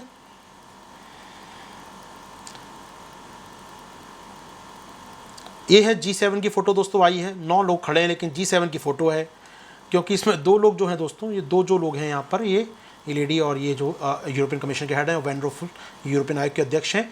तो ये 2 लोग यूरोपियन यूनियन के हैं, ठीक है। तो चूँकि एज अ मेंबर शामिल होता है, ऑब्जर्वर शामिल होता है हमेशा यहाँ पर, ठीक है। चलो, तो ये 2 लोग हैं सर यहाँ पर। बाकी 7 लोग, 7 देश राष्ट्राध्यक्ष, जो बाइडेन राष्ट्रपति, अब देखिए ना प्रधानमंत्री इनके। तो बहुत दिनों बाद एक तस्वीर आई है दोस्तों, जो एक मल्टीलैटरल समिट की, कोई 2 साल से तस्वीर आंखें तरस गई थी तस्वीर को, तस्वीर मिले जहाँ पर नेता खड़े हों 5-7। तस्वीर आती थी पहले G20 की, G7 की, कुछ ना मीटिंग आती थी, वो तस्वीर आना बंद हो गई थी। तो बहुत दिनों बाद, मतलब मैं कहूँगा सालों बाद, एक तस्वीर दिखी जहाँ कई नेता राष्ट्राध्यक्ष साथ खड़े हैं अपने आप में, ठीक है सर। कहाँ हुआ सर ये? कार्लिस बे, कॉर्नवेल, ब्रिटेन। कार्लिस बे, कॉर्नवेल में जगह है सर, कॉर्नवेल उस शहर का नाम, और ये तट का नाम है कार्लिस बे। कार्लिस बे कहते हैं दोस्तों, वहाँ पर ये समिट हुआ G7 का। अब सुन लीजिए 2-3 बातें, बहुत अच्छी बातें इसके अंदर, काम आएंगी आशीर्वाद सर के मुख से। सुन लीजिए काम सर। तो यहाँ पर दोस्तों सुन लीजिए हुआ क्या क्या। घोषणा पत्र आया दोस्तों, 3-4 चीज़ें हैं, मैंने कुछ देख लिया है आपका, इसमें कुछ बातें मैं जोड़ूंगा अपनी तरफ से, इसमें सुनिए आराम से। पहली बात, G7 की इस मीटिंग में जो हुआ, US ने एक प्लान जारी किया दोस्तों, एक प्लान जारी किया चीन को काउंटर करने के लिए। किस मामले में? Infrastructure funding. चीन जो गरीब देशों को चेक बुक डिप्लोमेसी से अफेक्ट कर रहा है, ले जाओ, अच्छा इंफ्रा बनाना है, बंदरगाह बनाओ, ये पैसा लो, तुम ये पैसा लो, ये पैसा लो, ये काम लो, ये बंदरगाह बनाओ, वो एयरपोर्ट बनाओ। चीन जो पैसा बांट रहा है ना, उसको काउंटर करने के लिए दोस्तों अमेरिका क्या कर रहा है, एक प्लान लेकर आया है। सुन लो दोस्तों आराम से। तो गरीब देशों को चीन जो इंफ्रास्ट्रक्चर के नाम पर खरीद रहा है सॉर्ट ऑफ, उसको रोकने के लिए अमेरिका का एक प्लान आया है दोस्तों। दूसरा, एक नया अकॉर्ड साइन किया गया है कि भविष्य में आपदाओं को कैसे रोका जाएगा, a new accord to prevent future pandemic. तो भविष्य में आपदाओं को कैसे रोका जाएगा, तो पहला पॉइंट मिल गया आपको ये, और दूसरा पॉइंट मिल गया ये। पक्का एक आध दिन में आर्टिकल भी आएगा, एडिटोरियल भी आएगा, मैं कराऊंगा आपको एडिटोरियल, तो कल सुबह तक कल आ जाए एडिटोरियल सुबह, तो मैं कराई दूंगा आपको। लेकिन अभी सुन लीजिए इसमें क्या क्या मैं आपको निकाल कर आया हूँ, ठीक है। तो पहली बार 2019 के बाद पहली बार कोई समिट हुआ है, फर्स्ट इन पर्सन समिट, मतलब लिखा ना फोटो नहीं आ रहे 2 साल से, तो ये अच्छी बात हुई है सर यहाँ पर। तो यहाँ पर आइए क्या क्या हुआ है। पहला जो पॉइंट है सर, ये प्लान है build back better world, B3W project. ये है वो अमेरिका का प्रोजेक्ट जिसमें अमेरिका काउंटर करेगा चाइना की इस चेक बुक डिप्लोमेसी को, चाइना की इस $1 ट्रिलियन बेल्ट BRI परियोजना को। जी हाँ, अमेरिका कॉम्पिट करेगा अब चीन के साथ उसकी बेल्ट रोड इनिशिएटिव प्रोजेक्ट में, जिससे चीन क्या कर रहा है, चीन गरीब देशों को ऋण जाल में फंसा रहा है, और ऋण जाल में फंसा रहा है दोस्तों चीन यहाँ पर, ठीक है। और इससे बचने के लिए अमेरिका लेकर आया है build back better world B3W, ठीक है, BMW नहीं दोस्तों, ये B3W है यहाँ पर, ठीक है। तो याद रहेगा हमको ये B3W कॉन्सेप्ट अमेरिका की प्रोजेक्ट परियोजना है। G7 ने स्वीकार कर लिया अपने एजेंडा में, इसको G7 ने स्वीकार कर लिया। कॉन्सेप्ट है चाइना का जो ऋण जाल का नेटवर्क है उसको ब्रेक डाउन करना, उसको तोड़ना, उसको रोकना, गरीब देशों को वो ऋण जाल में जो फंसा रहा है उसको रोका जाए, ठीक है सर, ठीक है। 2013 में जब से आया है ये, आप जानते हैं इटली मेंबर बन चुका है BRI का, इटली के बंदरगाह बना रहा है चाइना, इटली मेंबर है G7 का, फिर भी उसने स्वीकार कर लिया, बड़ी बात है अपने आप में। हालांकि कंसेंसस नहीं है G7 के देशों में, अभी भी साइन तो हो गया लेकिन कंसेंसस अभी भी, सहमति अभी भी नहीं है G7 में। इटली कह रहा है भैया हम तो, आप भी दो पैसा वो भी देगा पैसा, हमें क्या करना, ठीक है दोस्तों। तो यहाँ पर स्ट्रेटेजिक कॉम्पिटिशन होगा किसके साथ, बीजिंग के साथ, ठीक है दोस्तों। तो कार्बिस बे में समिट हुआ ये कॉर्नवेल शहर में दोस्तों, तो इसे कहा गया कार्बिस बे डिक्लेरेशन, ठीक है दोस्तों। तो भविष्य की आपदाओं को रोकने के लिए कार्बिस बे घोषणा पत्र जारी किया गया दोस्तों, एक PT में काम आ सकता है, पकड़ लीजिएगा इस फैक्ट को। कार्बिस बे घोषणा पत्र क्या है सर, भविष्य की आपदाओं को रोकने के लिए मिलकर काम करेंगे। क्या है भविष्य की आत्माएं, सुनिएगा दोस्तों, आराम से सुनिएगा, आराम सुनिएगा, मेरा टेक्स्ट सुन लीजिए। यहाँ पर जो मैं बताना चाह रहा हूँ, यहाँ पर बताऊँगा, आउटलुक दूंगा कल आपको मैं, सुन लीजिए पहले सुन लीजिए। कार्बिस बे डिक्लेरेशन क्या है, कार्बिस बे घोषणा पत्र में क्या कहा गया है। पहली बात तो slashing the time taken to develop and licensing vaccine treatment and diagnostic for any future disease to under 100 days. जी हाँ, अगली बार कोई आपदा आती है इस प्रकार की तो वैक्सीन बनाना, विकसित करना, उसका लाइसेंस देना, ट्रीटमेंट शुरू करने के दिनों को 100 दिन के अंदर पूरा कर लिया जाएगा। जी हाँ, कोई अगर आपदा आती है तो इतना टाइम लगना नहीं चाहिए वैक्सीन डेवलपमेंट करने में, प्रोसीजर समस्याएं होती हैं, एक देश दे रहा है दूसरा परमिशन नहीं दे रहा है, तो वैक्सीन तैयार, लाइसेंस देना हो, ट्रीटमेंट चालू करना हो, डायग्नोस्टिक कुछ करना हो तो उसमें 100 दिन के अंदर ये सारा काम हो जाना चाहिए भविष्य की आपदाओं के लिए। Reinforcing global surveillance network and genomic sequencing capacity, तो वैश्विक स्तर पर निगरानी बढ़ाओ और जीनोम सीक्वेंसिंग बढ़ाओ। याद दोस्तों, जीनोम सीक्वेंसिंग आपको शब्द ये अभी 2 दिन पहले ही मैं एक आर्टिकल पढ़ा रहा था और मैंने कहा था भारत में काफ़ी कम है जीनोम सीक्वेंसिंग, दुनिया के देशों में काफ़ी अच्छा हो रहा है जीनोम सीक्वेंसिंग, हम यहीं पे काफ़ी पिछड़े हुए हैं। और क्यों होना चाहिए जीनोम सीक्वेंसिंग में इंडिया को आगे, मैंने लिखवाया था, पॉइंट्स बताए थे आपको दोस्तों। तो यही बात कर रहे हैं कि भैया दुनिया में जीनोम सीक्वेंसिंग कैपेसिटी को बढ़ाया जाएगा, G7 के देश कह रहे हैं। Support for reforming and strengthening the WHO, अच्छी बात है दोस्तों। तो WHO को मजबूत किया जाएगा, भविष्य के लिए ताकत दी जाएगी और इसको सुधारा जाएगा। ये काफ़ी अच्छे पॉइंट है तीनों दोस्तों, इसको याद कर लीजिएगा। इसका इस कन्वेंशन, इस पैक्ट का नाम क्या है दोस्तों, कार्बिस बे डिक्लेरेशन फॉर फ्यूचर पैंडेमिक, भविष्य की आपदाओं के लिए कार्बिस बे डिक्लेरेशन दोस्तों, CBD नहीं वॉटेवर, कार्बिस बे घोषणा पत्र। 3 पॉइंट दोस्तों, 100 दिन के अंदर परमिशन देना, जीनोम सीक्वेंसिंग को इम्प्रूव करना और WHO को इम्प्रूव करना। 3 याद रहेंगे दोस्तों, उम्मीद कर रहा हूँ ईजी है सर चीज़ें। तीनों पॉइंट आप याद कर लेना, तीनों पॉइंट कहीं नहीं मिलेंगे आपको, मैं दे रहा हूँ एक्सक्लूसिव आपको दोस्तों, ये कहीं नहीं मिलेंगे, एक्सक्लूसिव मेरे पास है क्योंकि ये, ठीक है ना। और मेरा टेक क्या है दोस्तों, सुन लीजिए ऑनलाइन में। यहाँ पर राष्ट्रपति बिडेन क्या कर रहे हैं, बेसिकली वो ट्राई कर रहे हैं भविष्य की जो दुनिया है, पोस्ट पैंडेमिक जो वर्ल्ड है, उसमें एक प्रकार से लोकतंत्र और राजतंत्र या तानाशाही जो है, इनके स्ट्रगल बढ़े यहाँ पर, उसको फ्रेम कर रहे हैं कि भविष्य में आपदाएँ जो आएंगी इसी प्रकार की होंगी, तानाशाही बनाम लोकताशाही, ठीक है। लेकिन इंपॉर्टेंट बात क्या है, G7 के देशों में अभी भी कंसेंसस नहीं बन रही है। इटली कह रहा है कि BRI छोड़ रहा है वो, लेकिन बहुत अच्छे संबंध इन देशों के सर चीन के साथ, तो उसको ख़राब भी नहीं कर सकते हैं ये लोग। तो यहाँ पर बहुत ज़्यादा कंसेंसस को लेकर सहमति नहीं बनेगी यहाँ पर, ठीक है। तो एक डिबेट रहेगी दोस्तों अपने आप में, ये वो तय नहीं कर पा रहे हैं, चाइना एक पार्टनर है उनका, एक कॉम्पिटिटर है या सिक्योरिटी थ्रेट है, वही तय नहीं कर पाए अब तक चाइना को क्या बोला जाए, ठीक है दोस्तों। तो ये हो गया G7 डिक्लेरेशन। क्या खबरें क्लियर है हमको यहाँ तक, मज़ा आ रहा है क्लास में, मज़ा तो आ रहा होगा यार, देखो मुझे अच्छा लग रहा था, आपको अच्छा लग रहा हो पढ़ते हुए, बस सीधी बात है, मैं एंजॉय कर रहा हूँ तो मैं जानता हूँ पब्लिक भी एंजॉय करती है। फिर नहीं समझ में आया कोई बात नहीं, मेरा दोबारा देखना पक्का समझ में आता है, मेरा वादा है। ऐसा कुछ नहीं था इस खबर के अंदर जो समझ में ना आया हो, मित्र हैं हमारे, सर टेस्ट भी ले लो बेटा, कब पढ़ाना बंद कर दूँ, खबरें पढ़ाऊँ नहीं, क्या चाहते हो बताओ यार। नाम आपका है गुरदीप सिंह जी, गुरिंदर सिंह दीप सिंह जी, तो बताओ यार टेस्ट भी ले लो सर, पढ़ा तो दूँ यार। ठीक है, इतनी मेहनत से पढ़ के आता हूँ मैं, इतना पीपीटी बना के लाता हूँ। आप सोच सकते हैं कितना टाइम लगता है इस पीपीटी को तैयार करने में। मुझे लगभग 2 घंटे लगते हैं, मालूम 2 घंटे लगते हैं मुझे पीपीटी तैयार करना, उस पर बैकग्राउंड देखना, उस पर और चीज़ ढूंढना, खबर पढ़ी इसको शॉर्ट करना, उसको बैकग्राउंड भी देखना पड़ता है, लिंक करना पड़ता है, 2 मिनट सोचना पड़ता है खबर पर कहाँ लिंक होगा, क्या क्वेश्चन पे आया है, थोड़ा सोचना पड़ता है। और फिर आप कहते हैं नहीं सर स्किप करो, टेस्ट ले लो यार, अच्छा लगेगा बताओ, इतनी मेहनत ख़राब हो जाएगी मेरी। ठीक है, चलो दोस्तों पढ़ लो यार, पढ़ लो, आशीर्वाद से पढ़ा रहे हैं।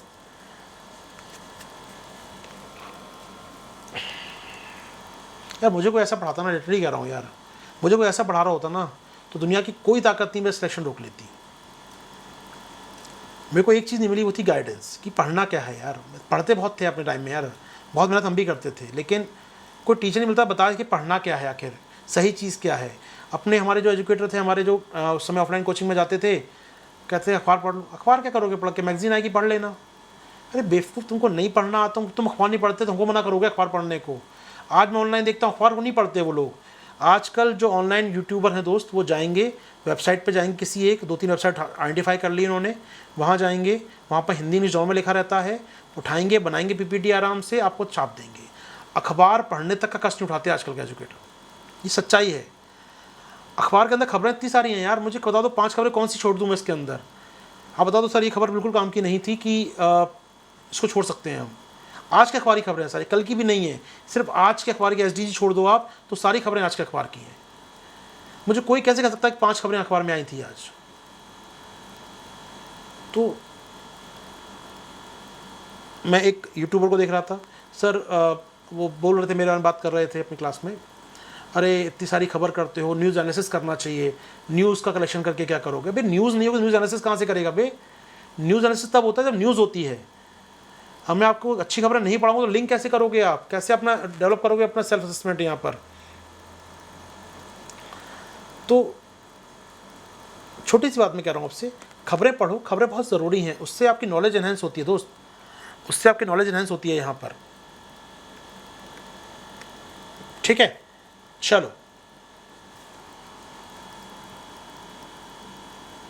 आज रोकते हैं यार, कल करेंगे कंटिन्यू। ठीक है, कल करेंगे आपके साथ, मिलते हैं दोस्तों कल आपके साथ सुबह, फिर कल बात करेंगे सुबह 9 बजे।